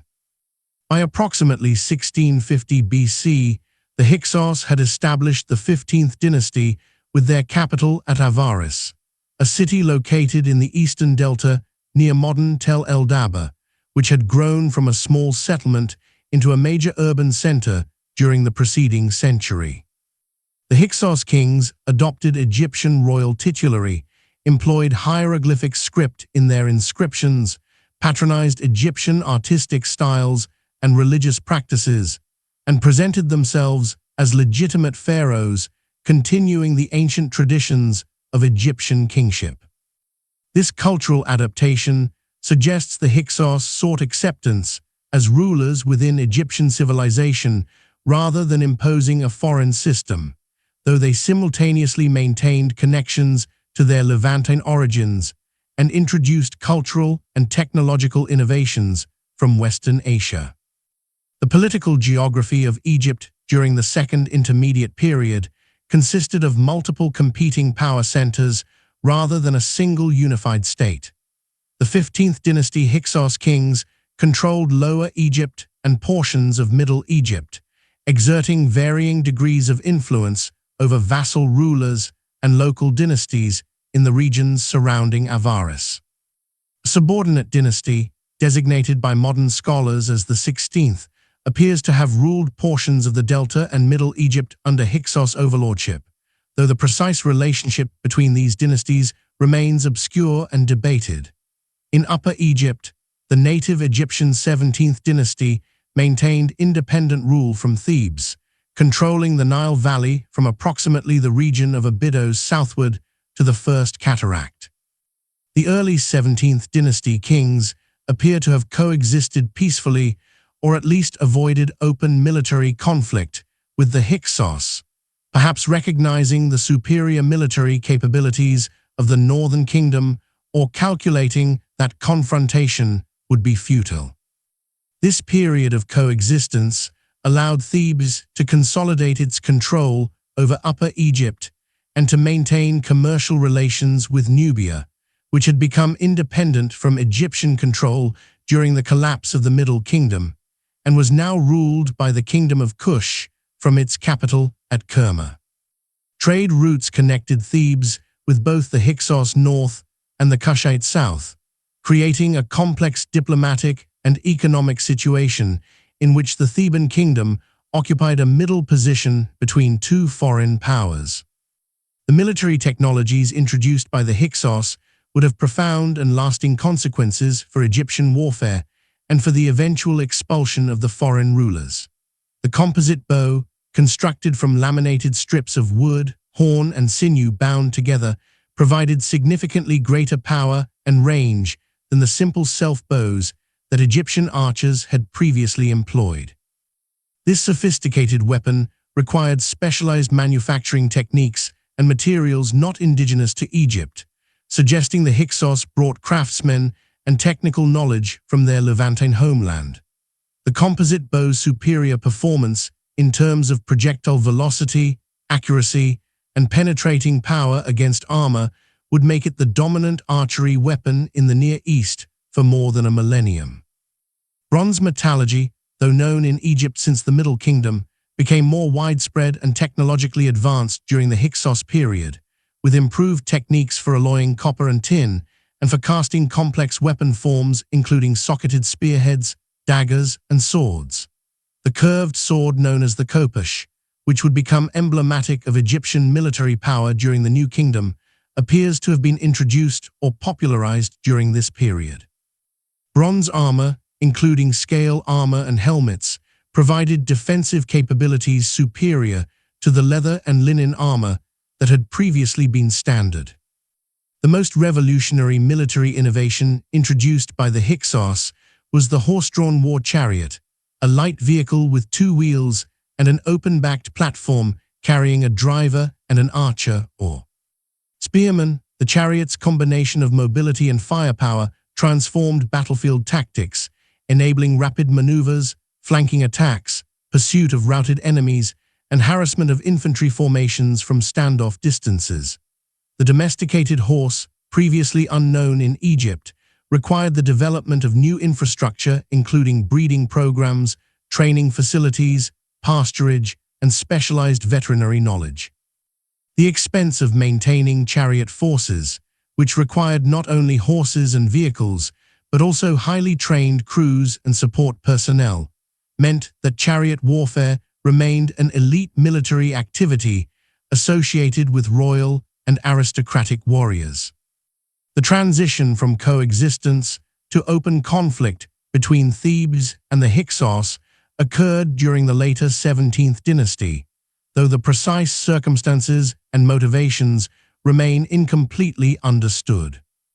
Later literary tradition preserved a tale in which a Hyksos king named Apophis sent a messenger to the Theban ruler Seqenenetau, complaining that the bellowing of hippopotami in a sacred pool at Thebes was disturbing his sleep at Avaris, hundreds of kilometers to the north, and demanding that the animals be eliminated.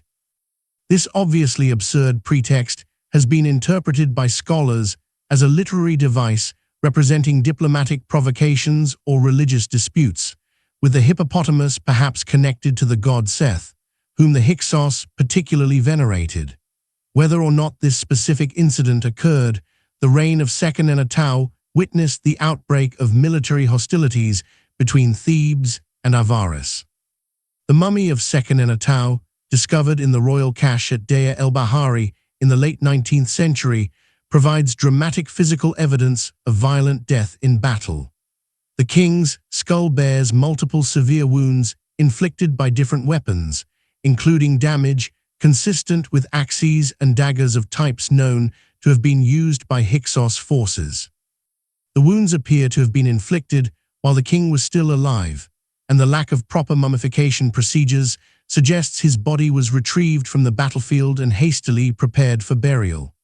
Whether Seqenenna died in a major battle, in a surprise attack, or in some other violent encounter cannot be determined from the physical evidence alone, but his death clearly occurred in the context of armed conflict with the Hyksos.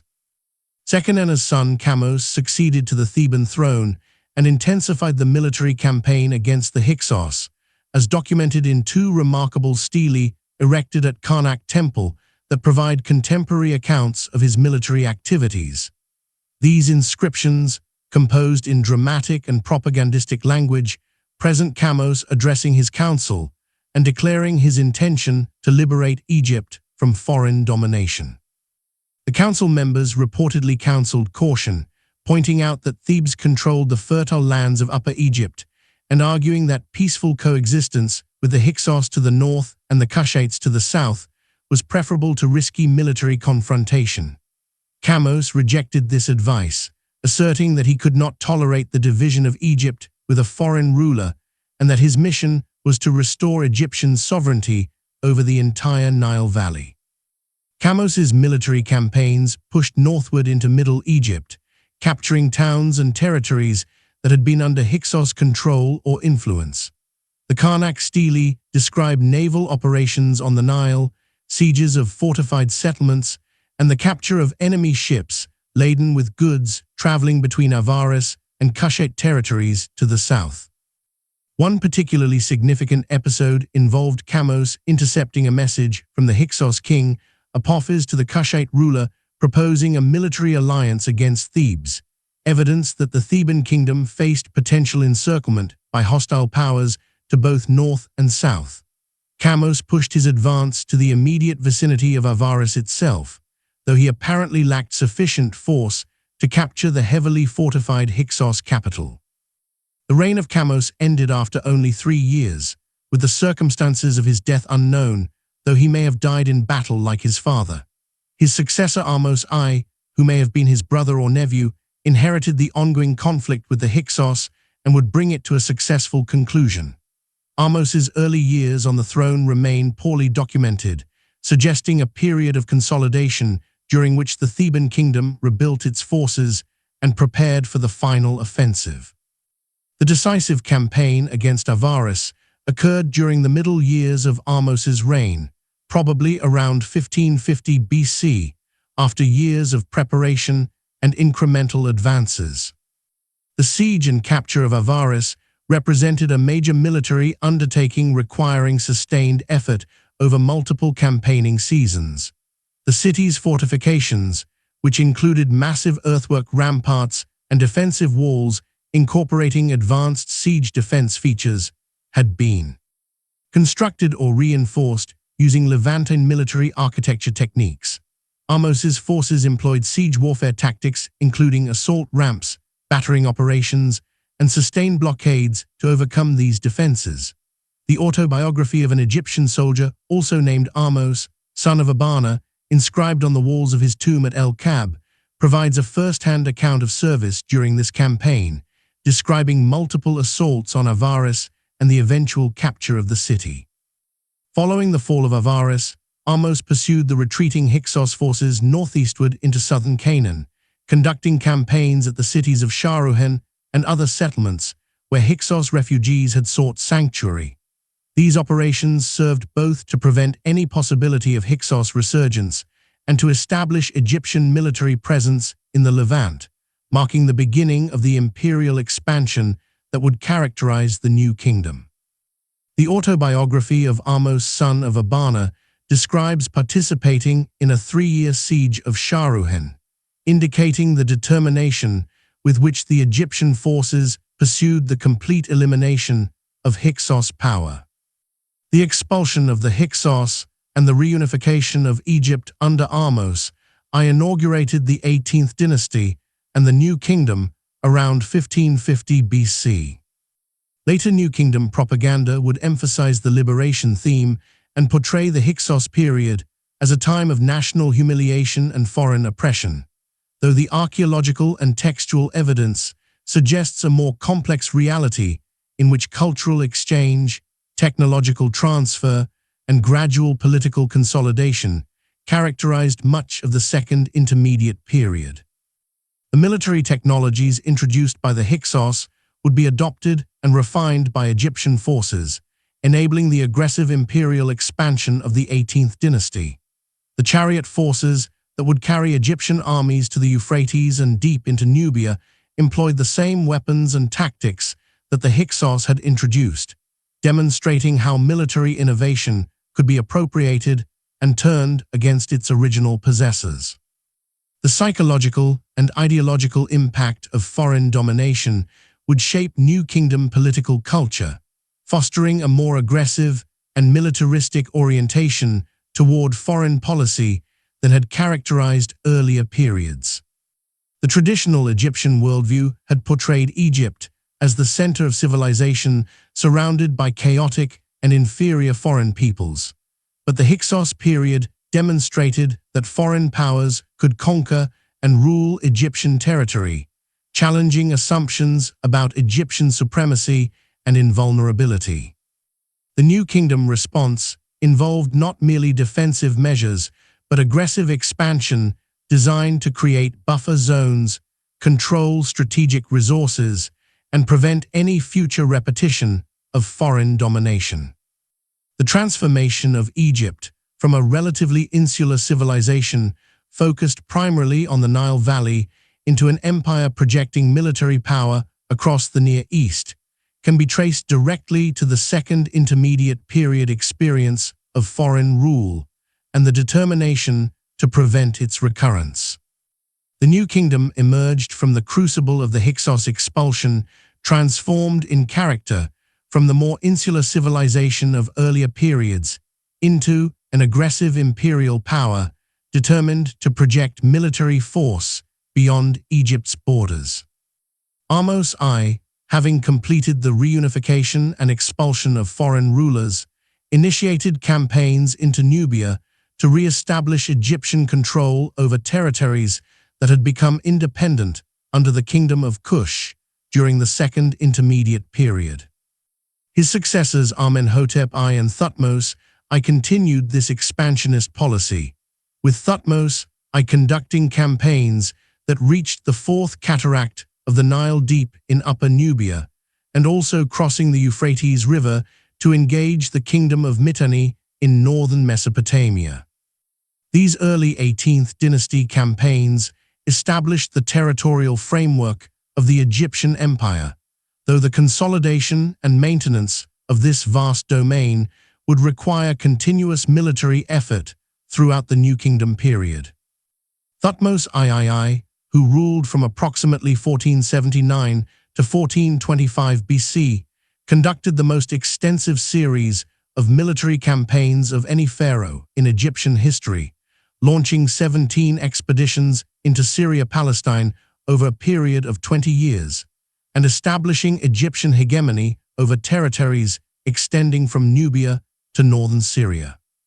The most famous of these campaigns culminated in the Battle of Megiddo around 1457 BC, where Thutmose confronted a coalition of Canaanite and Syrian city-states led by the rulers of Kadesh and Megiddo who had rebelled against Egyptian overlordship. The approach to Megiddo required Thutmose to cross the Carmel mountain ridge, separating the coastal plain from the Jezreel Valley, where the enemy coalition had assembled its forces. Three possible routes presented themselves: two longer but safer paths around the northern and southern flanks of the mountains, and a shorter but more dangerous route through the narrow Aruna Pass, where the army would have to march in single file and would be vulnerable to ambush. Thutmose's generals counseled caution and recommended the safer routes, but the king calculated that the coalition forces would not expect him to take such a risk, and that the element of surprise would compensate for the tactical disadvantages. Leading the army himself through the narrow defile, Thutmose emerged near Megiddo without encountering resistance and deployed his forces in a concave formation designed to envelop the enemy. The battle itself was decisive, with the coalition army breaking and fleeing to the fortified city of Megiddo, abandoning their chariots, weapons, and supplies in their panicked retreat.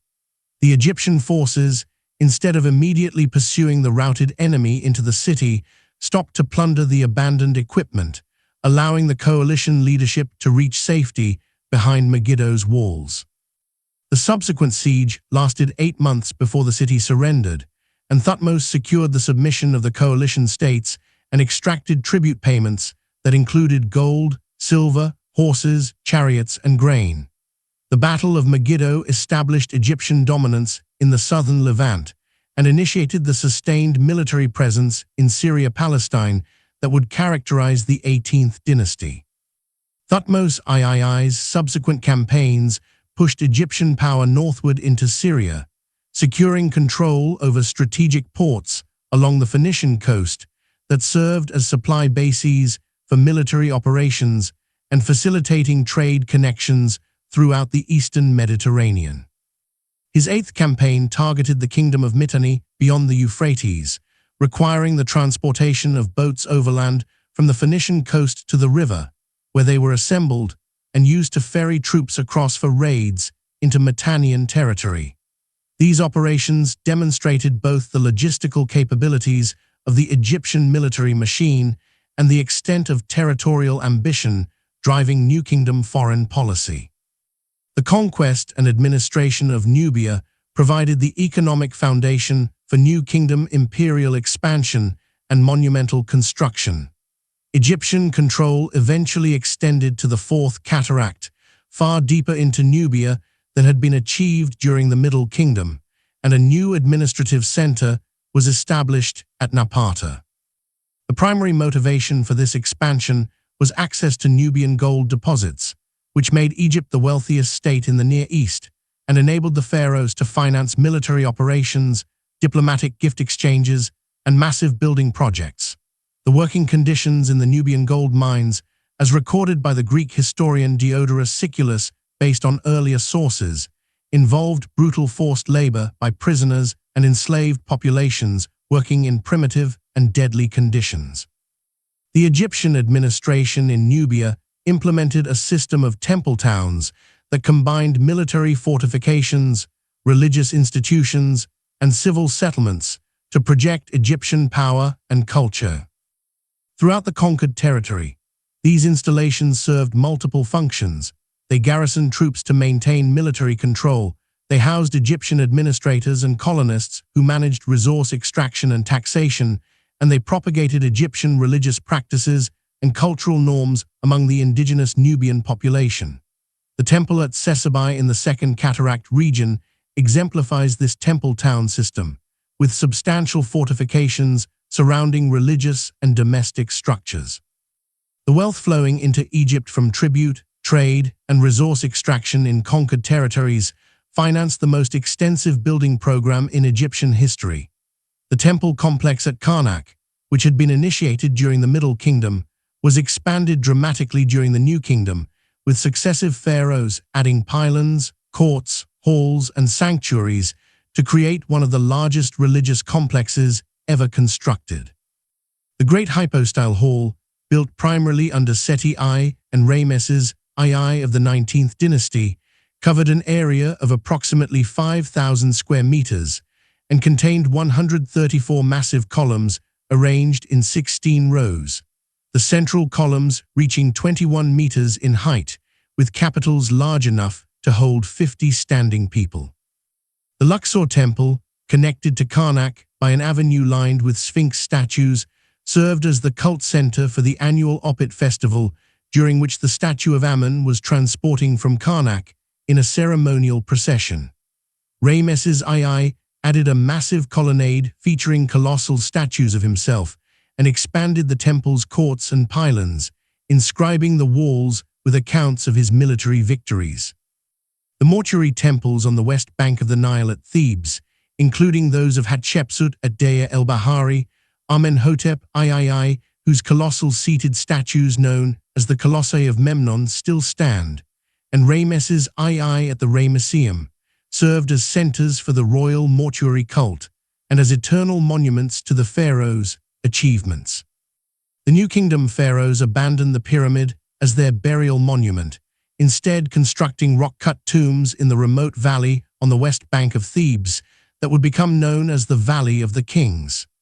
This shift reflected both practical security concerns, as pyramids had proven vulnerable to tomb robbery, and changing religious conceptions regarding the afterlife and the solar journey of the deceased king.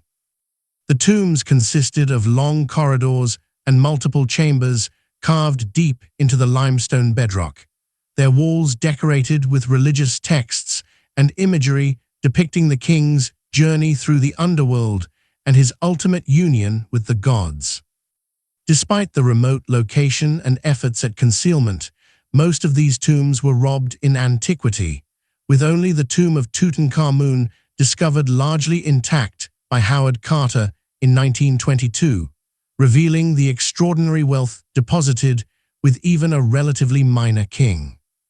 The reign of Akhenaten, originally named Amenhotep IV, who ruled from approximately 1353 to 1336 BC, represents one of the most dramatic and controversial episodes in Egyptian history.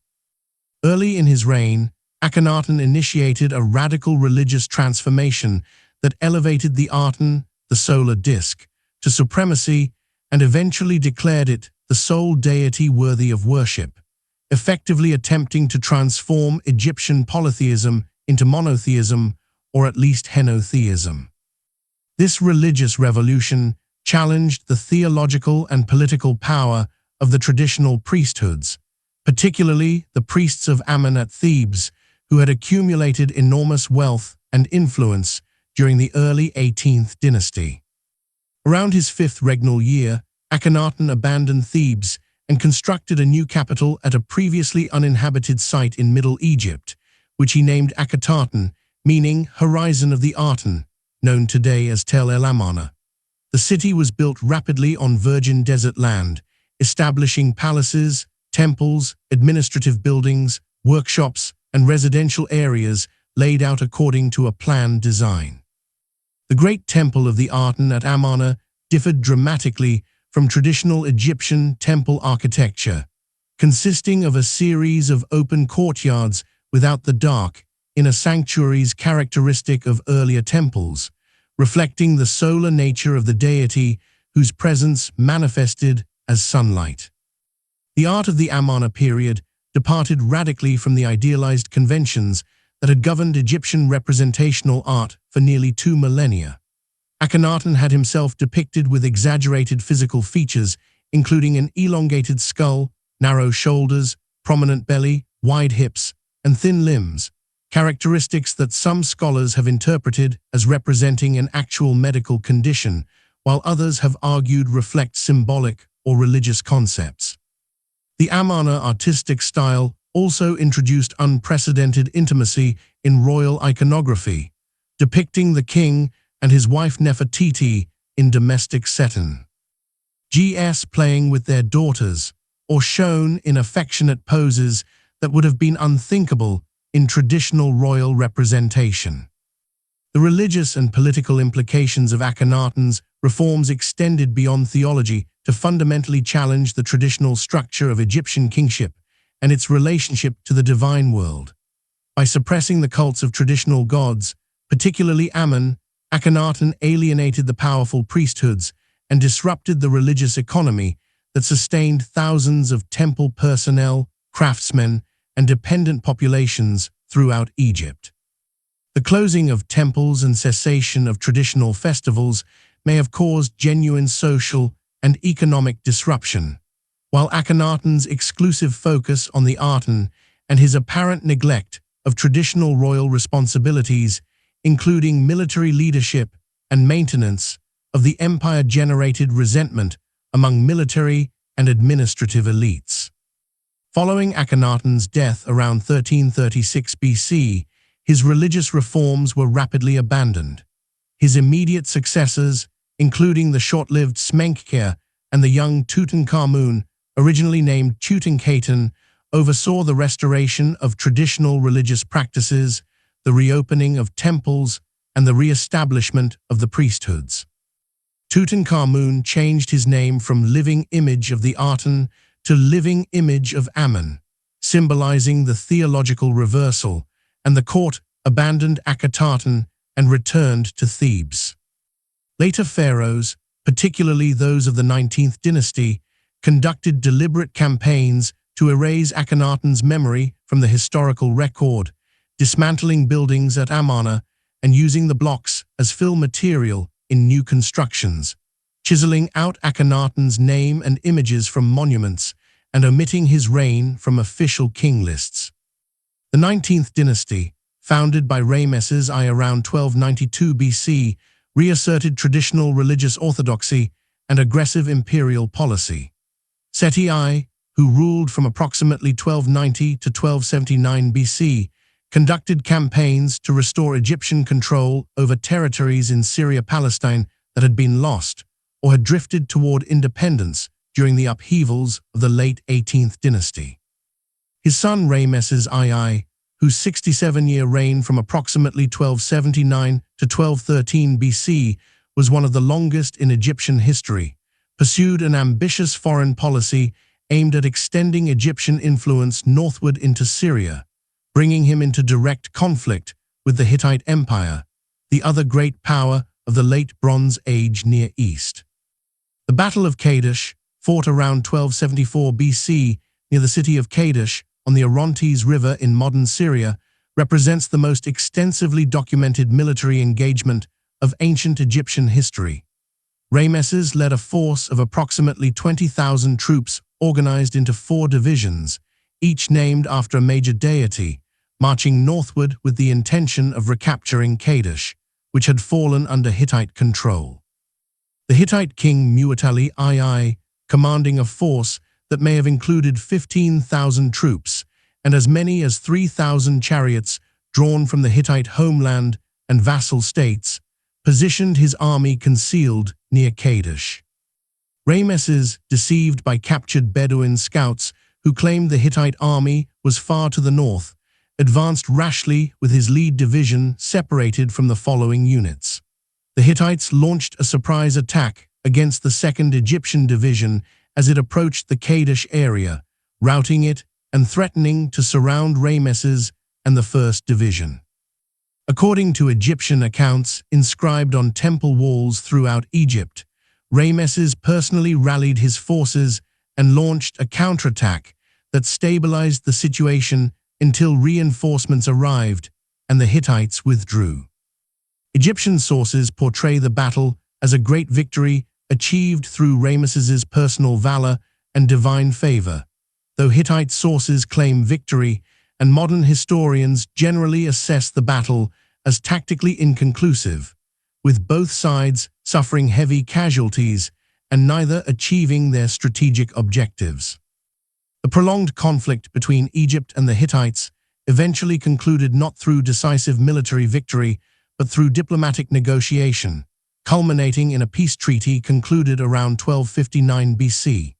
This treaty, preserved in both Egyptian hieroglyphic and Hittite cuneiform versions, represents one of the earliest surviving international diplomatic agreements and established a peaceful relationship that would last for the remainder of the Late Bronze Age.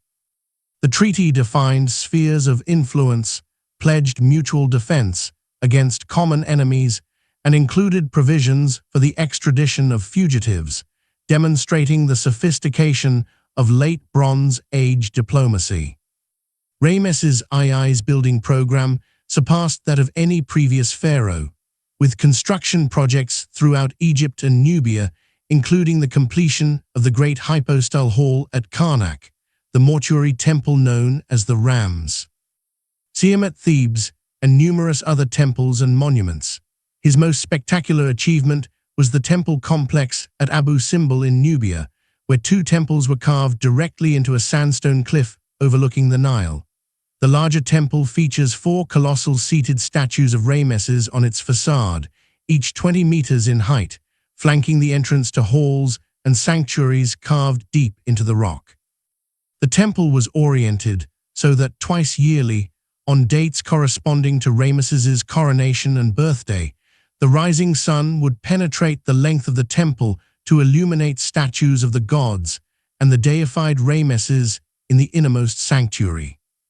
The 20th dynasty, which ruled from approximately 1190 to 1077 BC, witnessed the gradual decline of New Kingdom power under a series of rulers named Ramesses, who collectively failed to maintain the military, economic, and political achievements of their predecessors.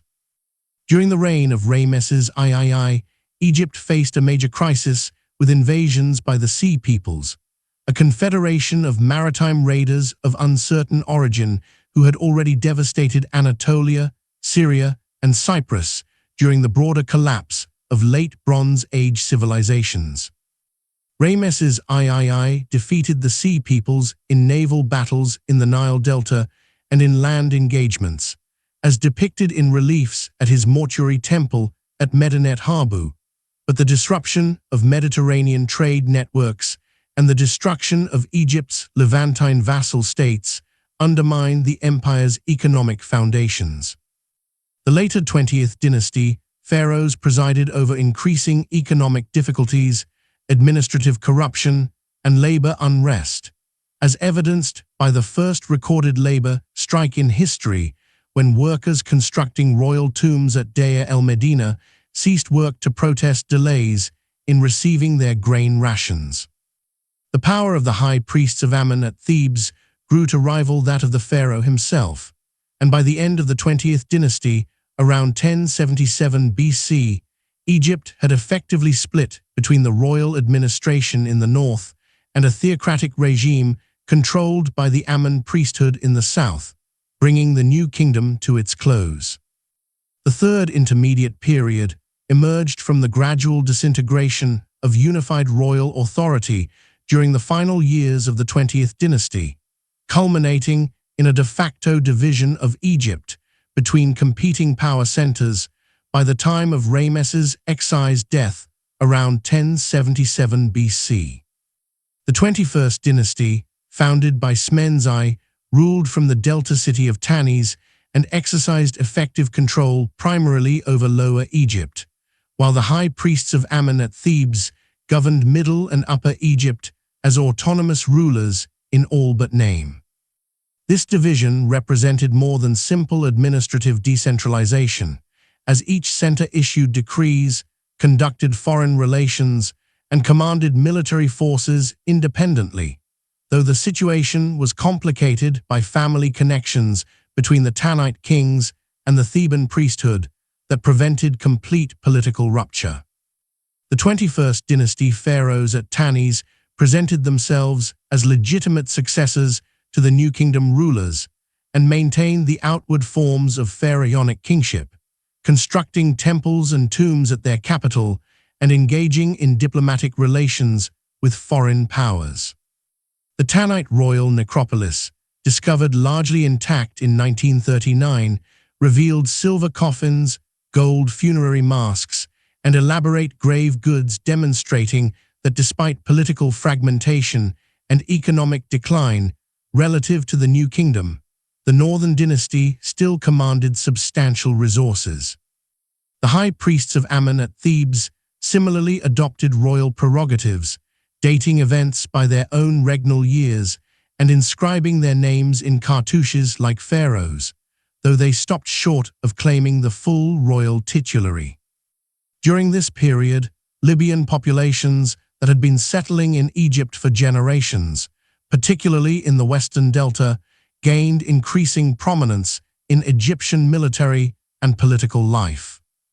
These Libyans, primarily from the Meshwesh and Libu tribes, had initially entered Egypt as prisoners of war, mercenaries, or peaceful migrants during the New Kingdom, and by the Third Intermediate Period, their descendants had become thoroughly Egyptianized while maintaining distinct tribal identities and military traditions.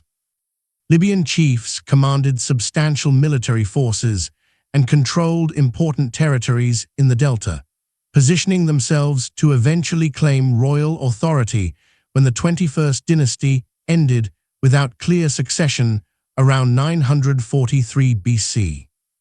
Shoshenq, a Libyan chief who had served as commander of the army under the last 21st dynasty pharaoh, established the 22nd dynasty and inaugurated a new phase of Egyptian history characterized by Libyan dominance of the political and military establishment. Shoshenq founded his dynasty at Bubastes in the eastern delta, though he may have ruled primarily from Tanis, and he pursued an ambitious policy of reunifying Egypt under centralized authority. To secure control over Thebes in the south, Shoshenq installed his son as high priest of Ammon, thereby bringing the powerful Theban priesthood under royal control through direct family appointment rather than relying on the earlier system of marriage alliances.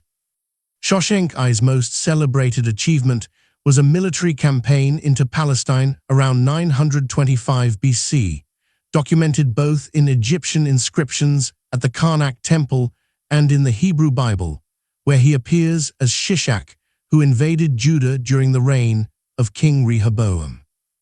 This campaign demonstrated that Egypt retained the capacity for military operations beyond its borders despite the political fragmentation and economic decline of the preceding century, and it resulted in substantial tribute that Shoshenq used to fund building projects, including additions to the Karnak temple complex.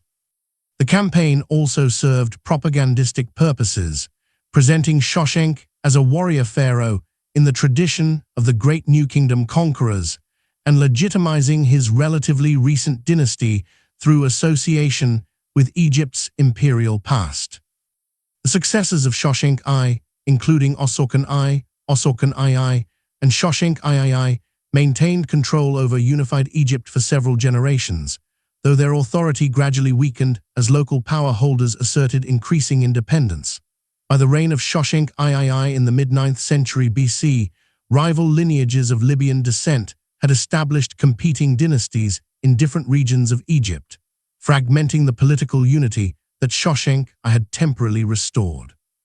The 23rd dynasty, consisting of rival Libyan rulers who established themselves in Upper Egypt and Middle Egypt, governed simultaneously with the later 22nd dynasty pharaohs, creating a confused political landscape in which multiple individuals claimed royal status.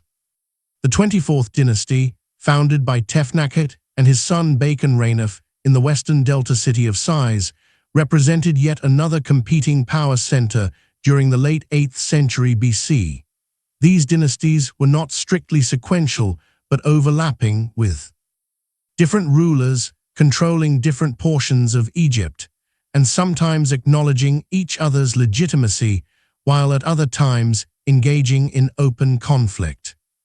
This political fragmentation recalled the conditions of the First and Second Intermediate periods, though the Third Intermediate period differed in that most of the competing rulers were of Libyan rather than purely Egyptian ancestry, and that foreign powers, particularly the expanding Assyrian Empire in Mesopotamia, posed increasing threats to Egyptian independence.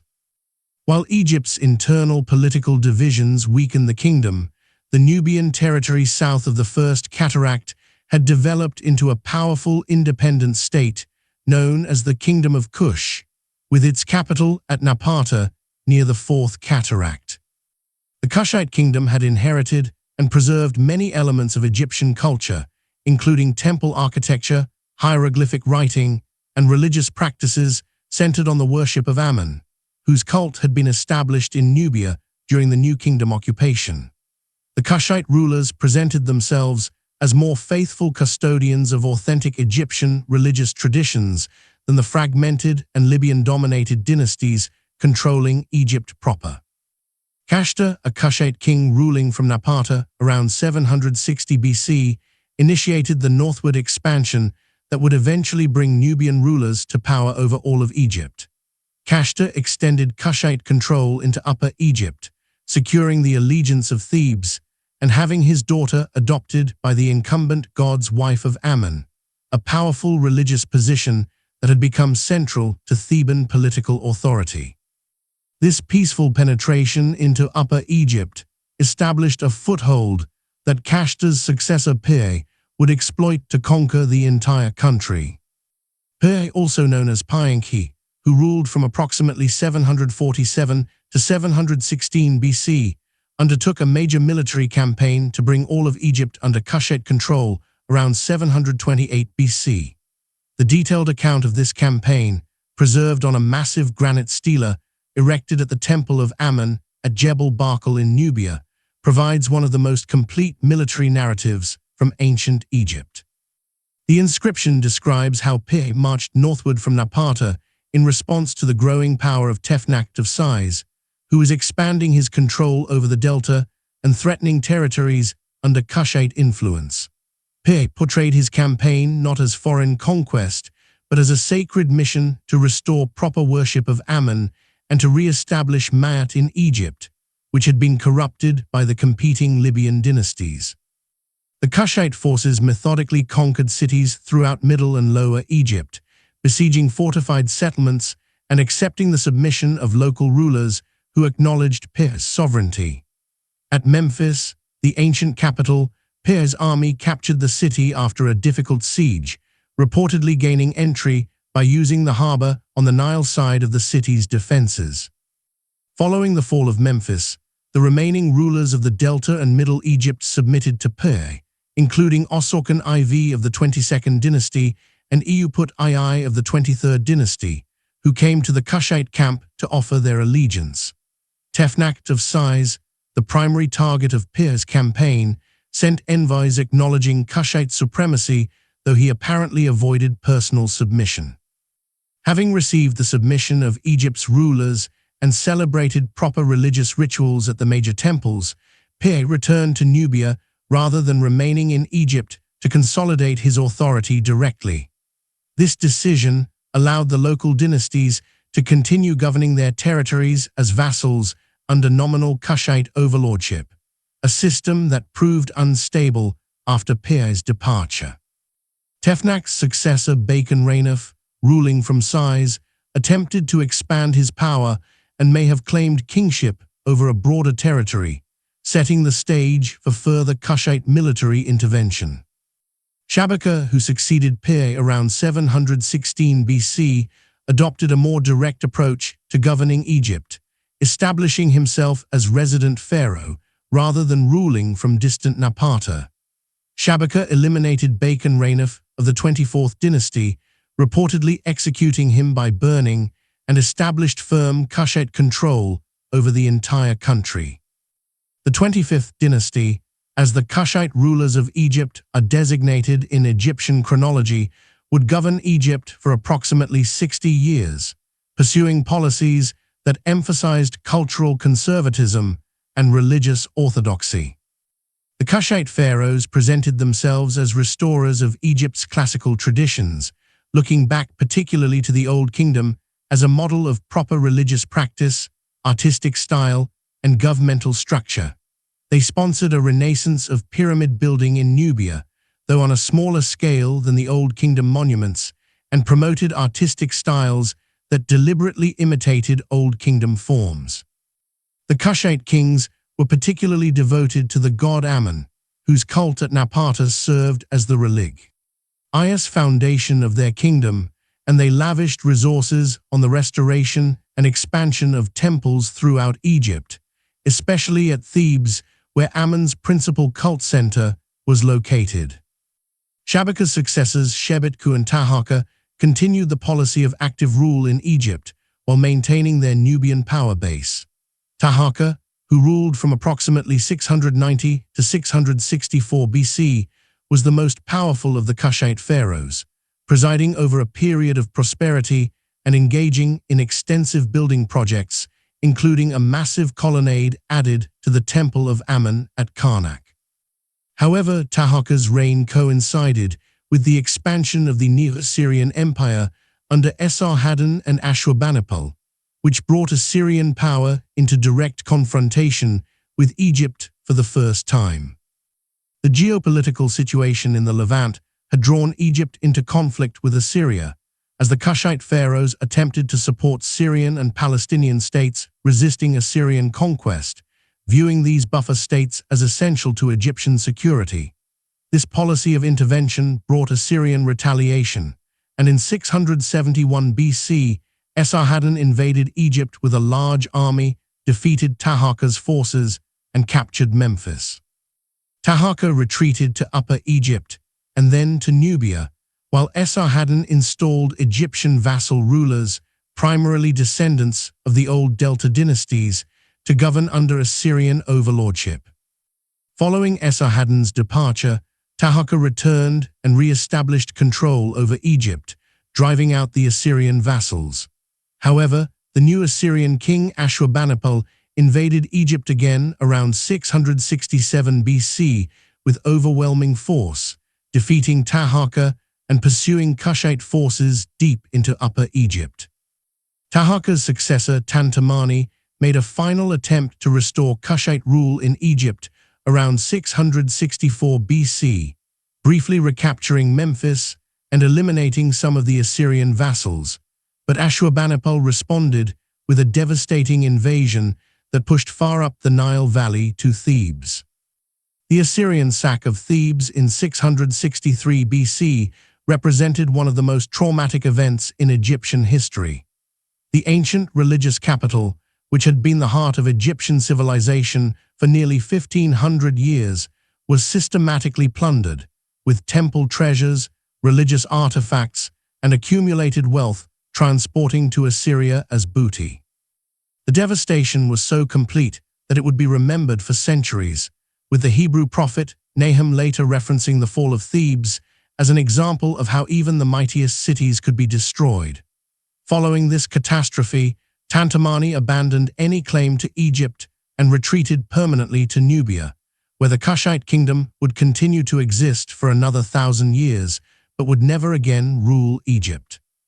The Assyrian conquest effectively ended the Third Intermediate Period, though Assyrian direct rule proved brief and unsustainable. The Assyrians relied on native Egyptian vassals to administer the country, particularly Necho-I and his son Samtik-I of Sais, who had collaborated with the Assyrian invaders against the Kushites. As Assyrian power became overstretched dealing with rebellions in Babylonia and other eastern provinces, the Egyptian vassals gained increasing autonomy. Samtik-I, originally installed as an Assyrian client, gradually asserted independence, and by 656 BC had unified Egypt under his sole rule, establishing the 26th dynasty and inaugurating the Late Period. The Third Intermediate Period had witnessed 4 centuries of political fragmentation, foreign rule by Libyan and Nubian dynasties, and ultimately catastrophic Assyrian invasions that devastated Egypt's ancient cities and carried off accumulated treasures. Despite this political instability, Egyptian civilization demonstrated remarkable cultural continuity, with traditional religious practices, artistic styles, and social structures persisting even as dynasties rose and fell. The period also illustrated Egypt's vulnerability to the great imperial powers emerging in the Near East, foreshadowing the Late Period, when Egypt would struggle to maintain independence against successive waves of Persian, Macedonian, and eventually Roman conquest. The late period began with Psamtik I's consolidation of power following the Assyrian withdrawal from Egypt around 664 BC. Psamtik, who had served initially as an Assyrian vassal ruler controlling only the city of Sais and its immediate territory in the western delta, gradually extended his authority northward and southward through a combination of military force, diplomatic maneuvering, and patience. By 656 BC, he had secured the crucial submission of Thebes and Upper Egypt, achieving the reunification of the country under a single native dynasty for the first time since the late 20th dynasty more than 4 centuries earlier. The 26th dynasty, known as the Sate dynasty after its capital at Sais, would rule Egypt for 139 years, presiding over what modern scholars have termed the Sate Renaissance. The Sate pharaohs pursued a deliberate policy of cultural archaism, looking back particularly to the Old Kingdom and Middle Kingdom as models for artistic style, religious practice, and administrative structure. This conscious revival of ancient forms manifested in sculpture that imitated Old Kingdom proportions and surface treatment, temple reliefs that replicated Middle Kingdom compositional schemes, and religious texts that drew heavily on classical literary models. The motivation for this archaizing tendency appears to have been both aesthetic and ideological, asserting continuity with Egypt's glorious past and legitimizing the Sate dynasty through association with the great pharaohs of earlier millennia. The cultural production of the period demonstrated extraordinary technical skill, with sculptors and craftsmen achieving levels of polish and precision that equaled or exceeded their ancient models. Psamtik I implemented significant military and administrative reforms that strengthened royal authority and enabled Egypt to defend itself against external threats. Recognizing that Egyptian military forces alone could not match the armies of the great Near Eastern empires, Psamtik recruited Greek and Carian mercenaries who brought superior hoplite armor, weapons, and tactical formations. These foreign troops, organized into specialized units under their own commanders but ultimately loyal to the pharaoh who paid them, became an essential component of Egyptian military power throughout the late period. The reliance on foreign mercenaries created tensions with the native Egyptian warrior class, who resented the privileges and status accorded to foreign soldiers, but the military effectiveness of the Greek troops proved their value repeatedly. The establishment of Naucratis in the Western Delta represented the most significant manifestation of increasing Greek presence in Egypt during the Sate period. Naucratis, located on the Canopic branch of the Nile approximately 16 kilometers from Sais, was founded as a Greek trading settlement during the 7th century BC, possibly under Psamtik I, though the pharaoh Ramesses II in the mid-6th century BC formalized its status as the exclusive Greek trading post in Egypt. The city attracted merchants from numerous Greek city-states, including Miletus, Rhodes, Samos, and Aegina, who established temples, warehouses, and residential quarters.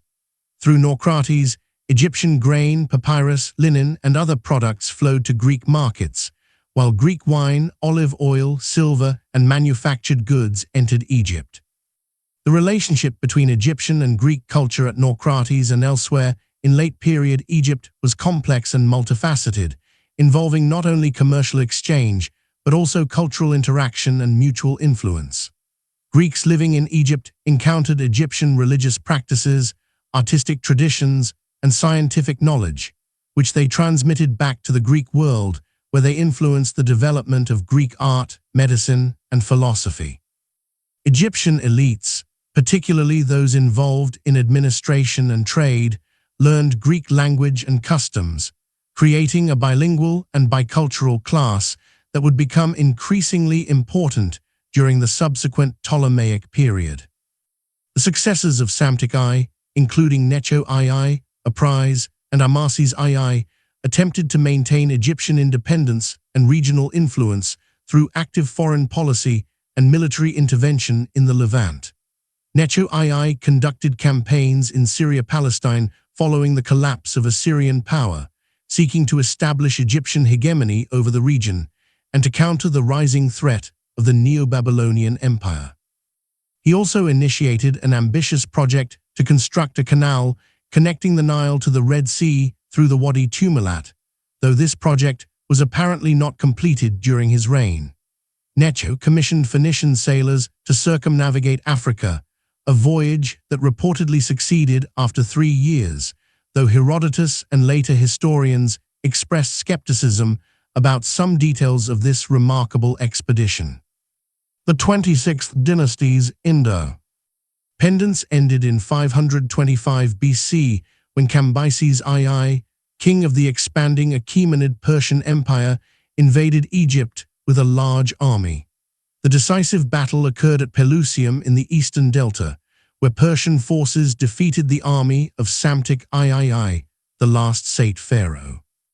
According to one account preserved by Greek writers, Cambyses deployed cats and other animals considered sacred by the Egyptians in the front ranks of his army, exploiting Egyptian religious scruples to prevent effective resistance, though this story may be legendary rather than historical.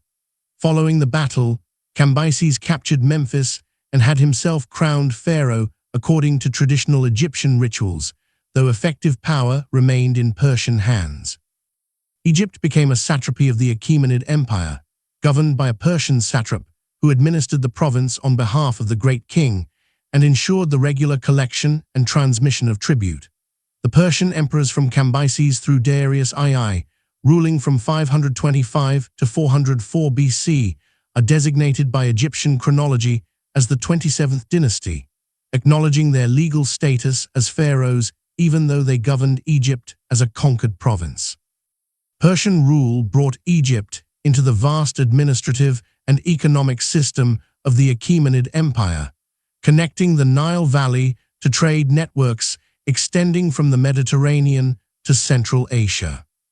The Persian occupation generated varying responses from the Egyptian population and elites, ranging from collaboration and accommodation to resentment and resistance.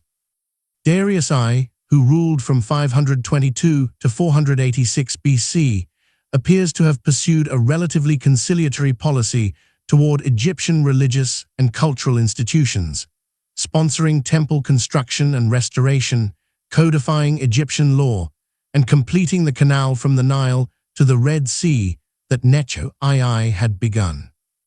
Egyptian sources from Darius's reign present him as a legitimate pharaoh who fulfilled the traditional responsibilities of kingship, suggesting that at least some segments of Egyptian society accepted Persian rule when it operated within established cultural frameworks.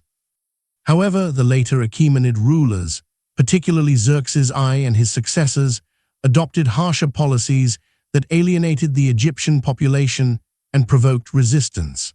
The heavy taxation required to finance Persian military campaigns against Greece and to maintain the empire's vast administrative apparatus placed substantial burdens on Egyptian agriculture and trade.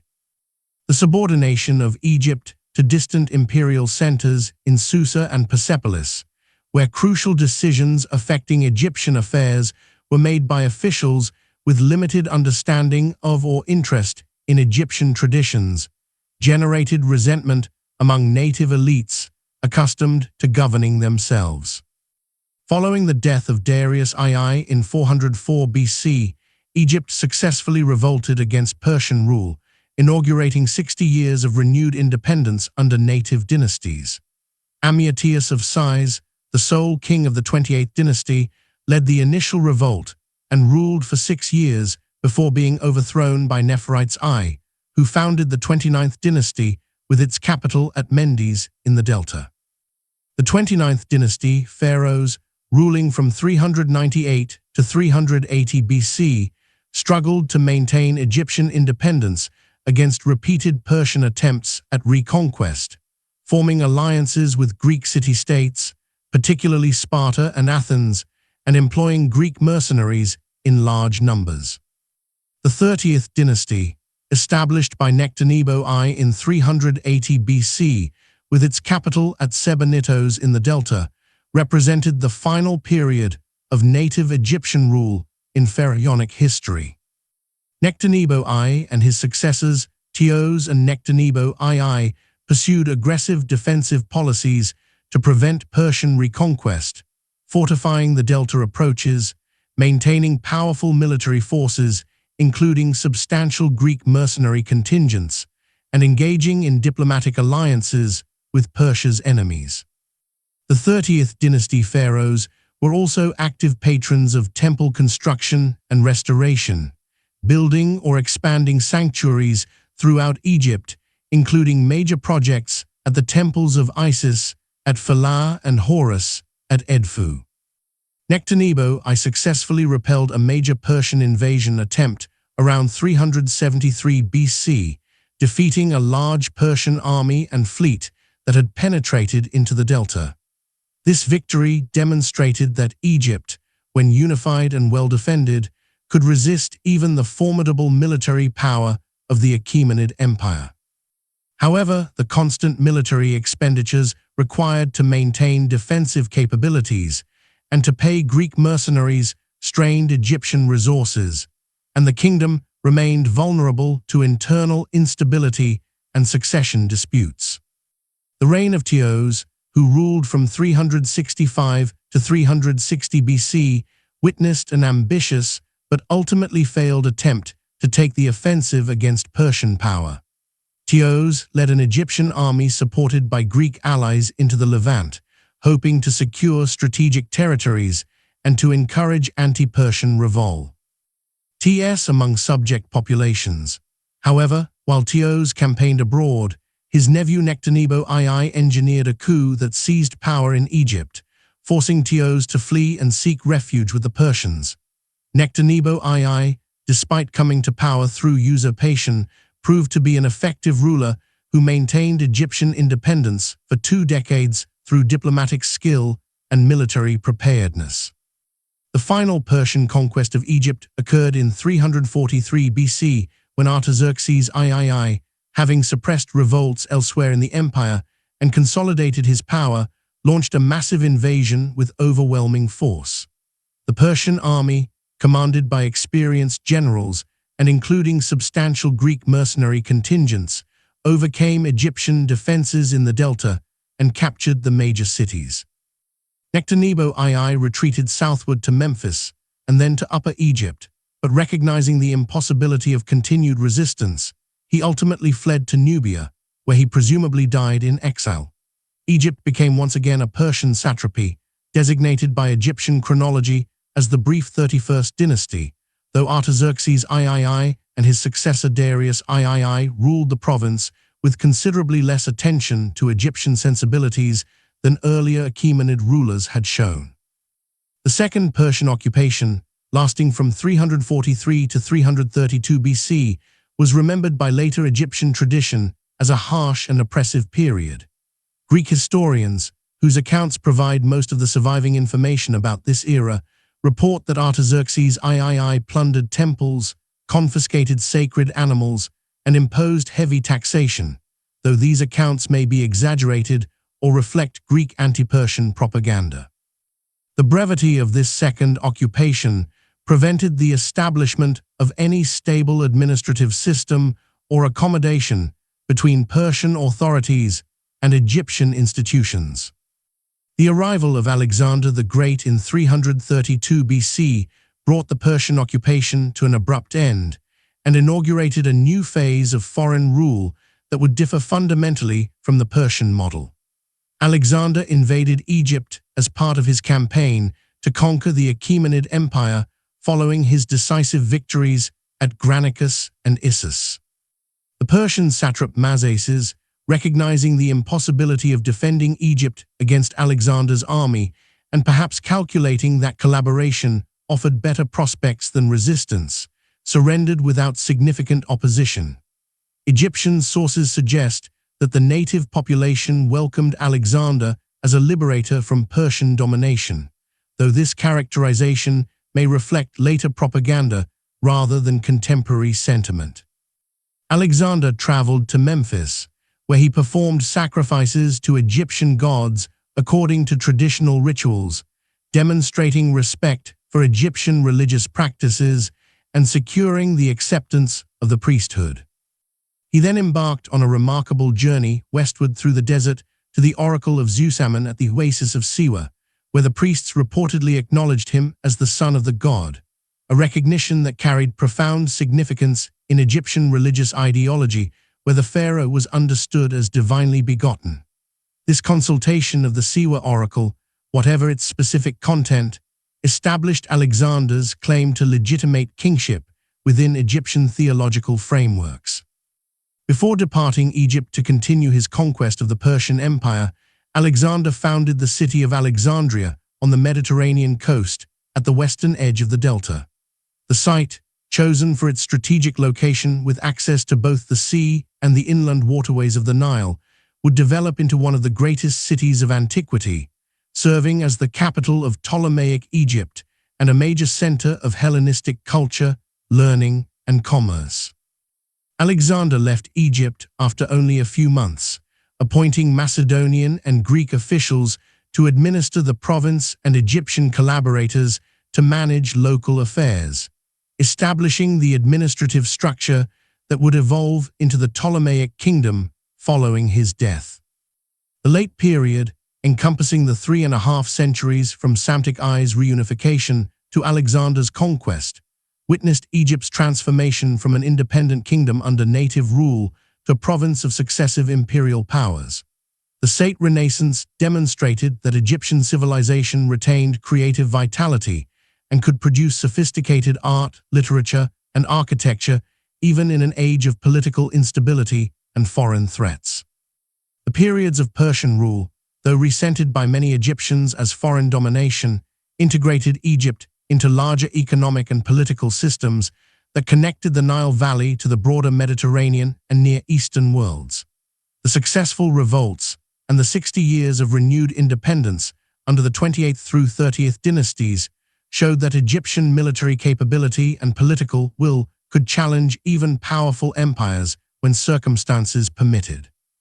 However, the ultimate failure to maintain independence and the absorption first into the Achaemenid Empire and then into Alexander's conquest empire demonstrated the reality that Egypt could no longer compete as an independent power in a world dominated by vast territorial empires commanding resources far exceeding those of the Nile Valley alone.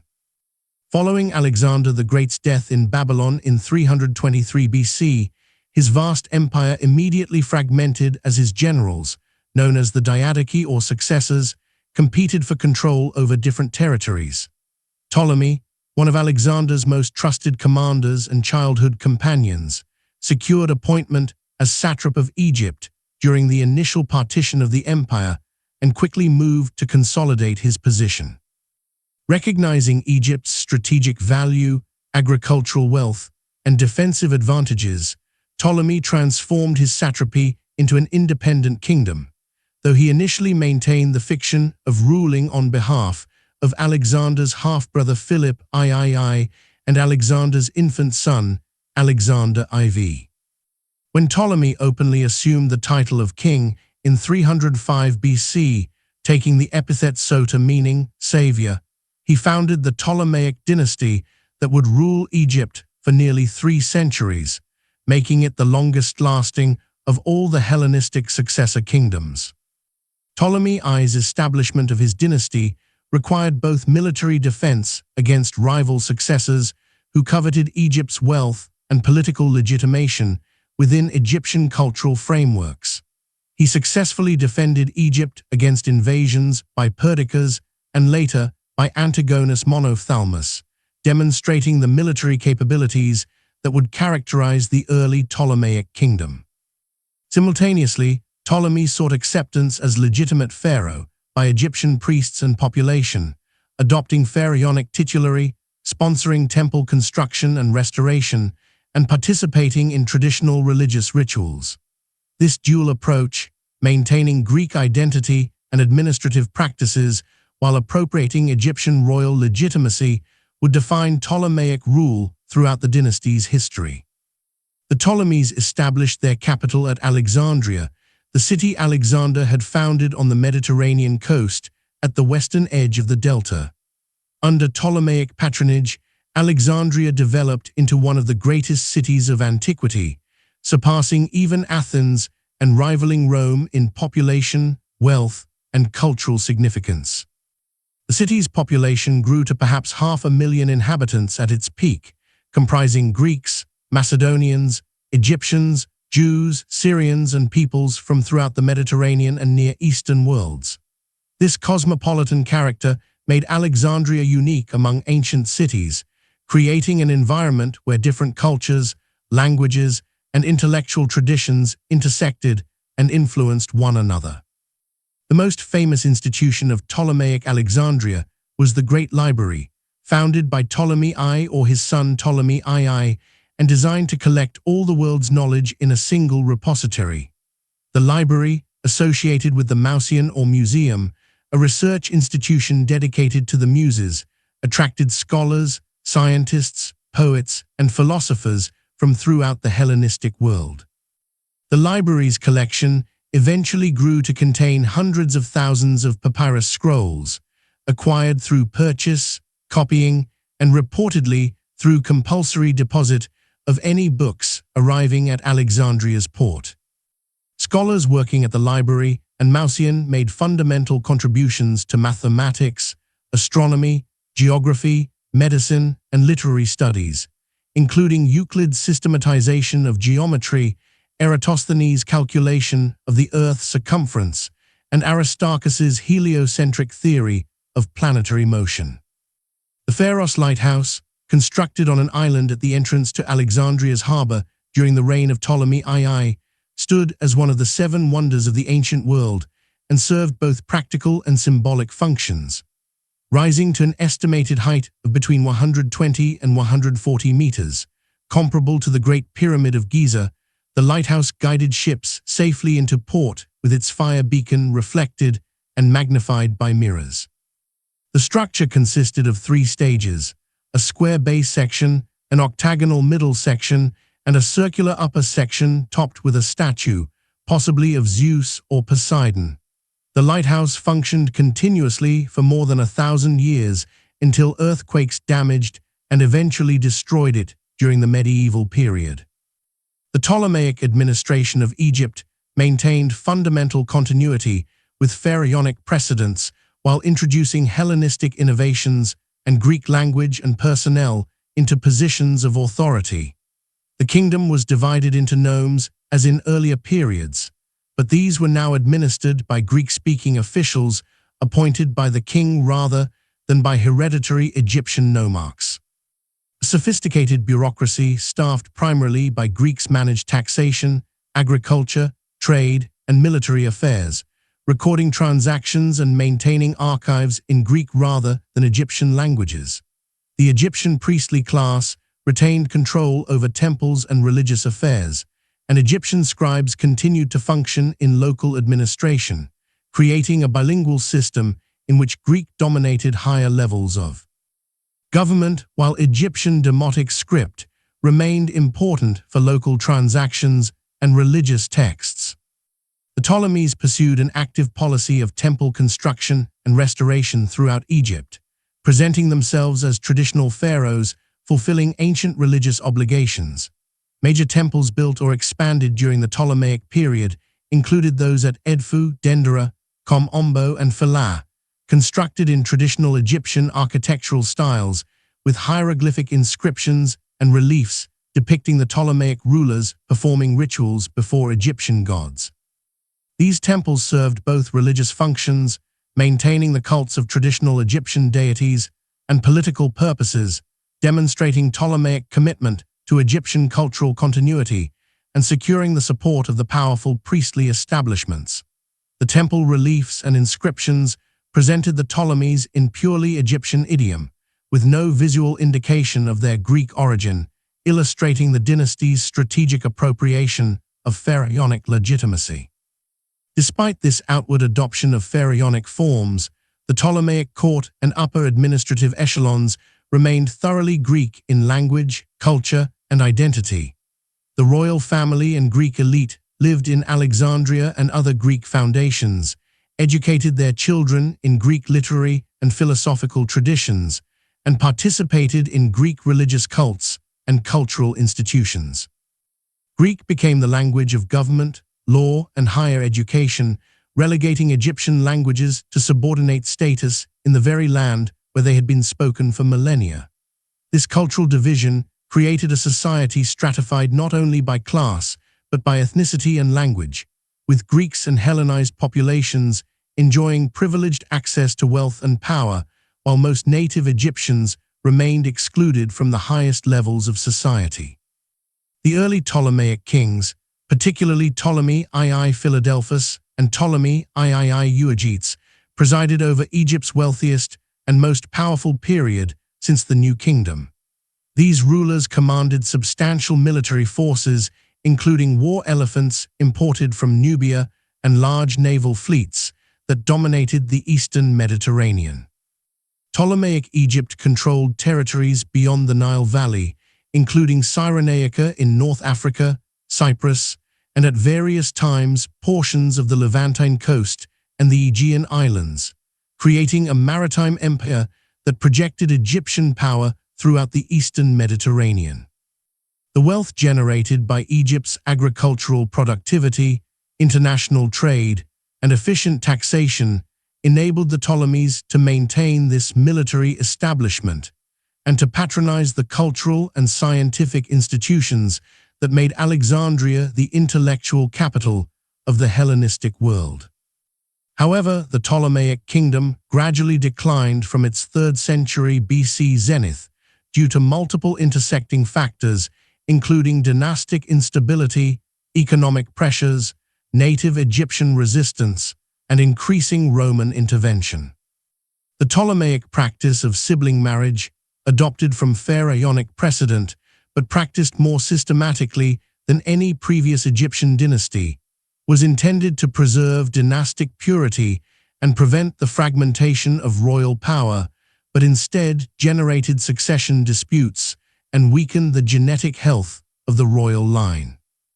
Beginning in the late 3rd century BC, rival claimants to the throne repeatedly plunged the kingdom into civil wars, with different factions of the royal family, supported by various court officials, military commanders, and foreign powers, fighting for control. The native Egyptian population, excluded from political power and increasingly burdened by taxation to finance Ptolemaic military ventures and court extravagance, periodically revolted against Greek rule. The most serious of these revolts occurred in Upper Egypt during the late 3rd and early 2nd centuries BC, when native Egyptian rulers briefly established independent kingdoms around Thebes and controlled substantial territories in the south. Though the Ptolemies eventually suppressed these revolts, they revealed the fragility of Greek rule and the limited integration of native Egyptians into the Ptolemaic state. The costs of suppressing revolts and the disruption of agricultural production and tax collection weakened the kingdom's economic foundations. The rise of Roman power in the Mediterranean fundamentally altered the geopolitical environment in which the Ptolemaic kingdom operated. Following Rome's victories over Carthage and Macedon in the 3rd and 2nd centuries BC, the Mediterranean basin increasingly came under Roman hegemony. The Ptolemies, recognizing that they could not militarily challenge Rome, pursued diplomatic strategies designed to preserve Egyptian independence through alliance and accommodation. However, this policy gradually transformed Egypt from an independent power into a Roman client state, whose rulers owed their thrones to Roman support and whose foreign policy required Roman approval. Ptolemy XII Auletes, ruling in the 1st century BC, epitomized the dependent relationship between the Ptolemaic dynasty and Rome. Expelled from Egypt by a palace coup, Ptolemy traveled to Rome seeking support for his restoration, offering enormous bribes to Roman politicians and eventually securing military intervention that returned him to power.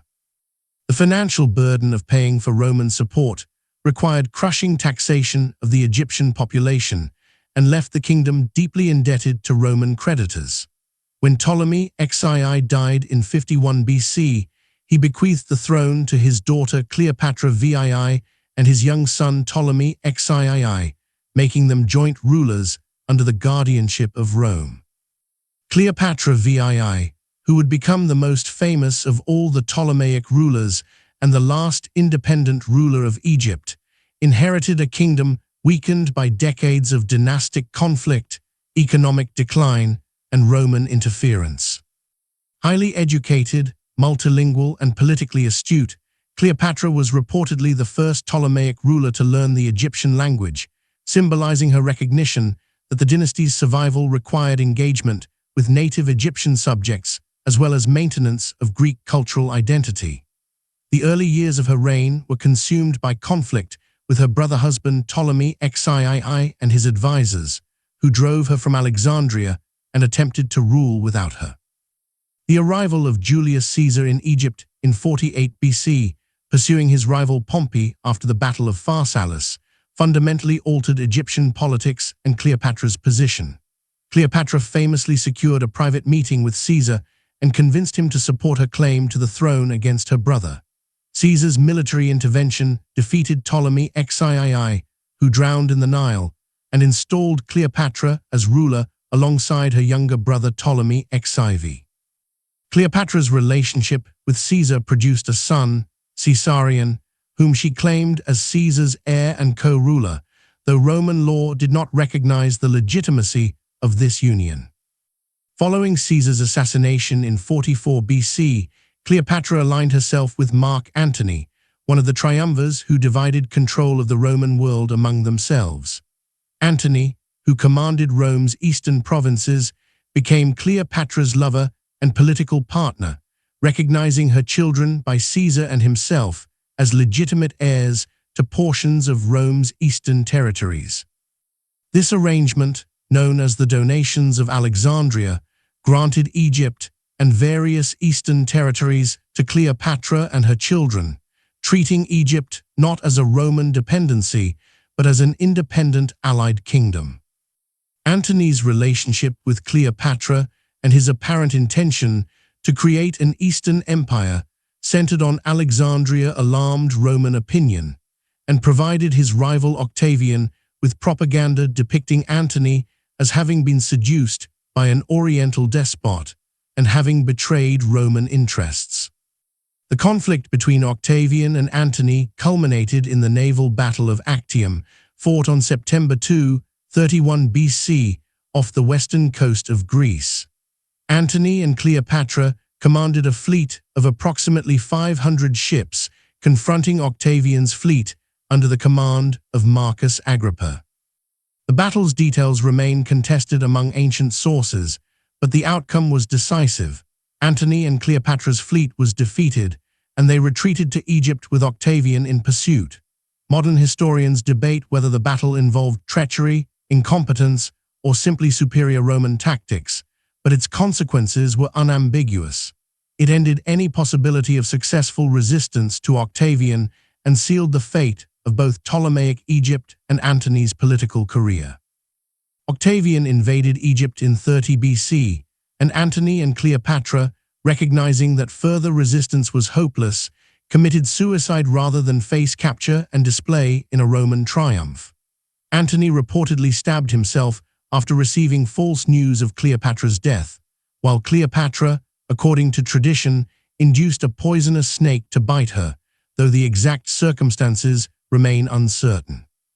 Octavian ordered the execution of Caesarion, eliminating any potential rival who could claim to be Caesar's heir, but spared Cleopatra's other children.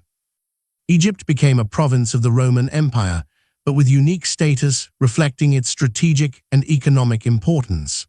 Octavian, soon to become the Emperor Augustus, treated Egypt as his personal property rather than as a regular senatorial province, appointing an equestrian prefect to govern it and prohibiting senators from entering without imperial permission.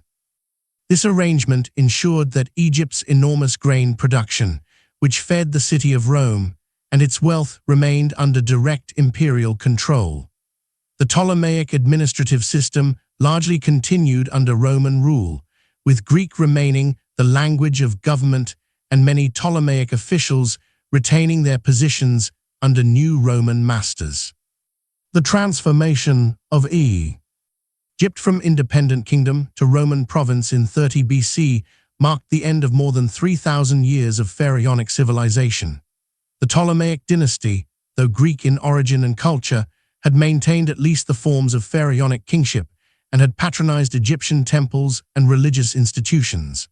Under Roman rule, Egypt became simply a source of grain and wealth for the empire, with Egyptian culture and religion relegated to provincial status. The ancient temples continued to function for several more centuries, and traditional Egyptian religious practices persisted among the native population.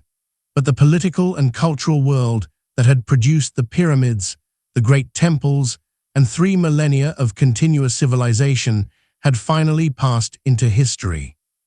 The Ptolemaic period demonstrated both the resilience and the ultimate vulnerability of Egyptian civilization. The Ptolemies' successful appropriation of pharaonic legitimacy and their patronage of temple construction showed that Egyptian religious and cultural forms could adapt to foreign rule and could provide frameworks for legitimizing non-Egyptian rulers. However, the fundamental division between the Greek ruling class and the Egyptian population, the economic exploitation that financed Ptolemaic military ventures and cultural patronage, and ultimately the inability to resist Roman power, revealed the limits of this adaptation. When Cleopatra died in 30 BC, she took with her not only the Ptolemaic dynasty, but the last vestiges of Egyptian independence, closing a chapter of human history that had begun when Nama unified the two lands more than 3,000 years before.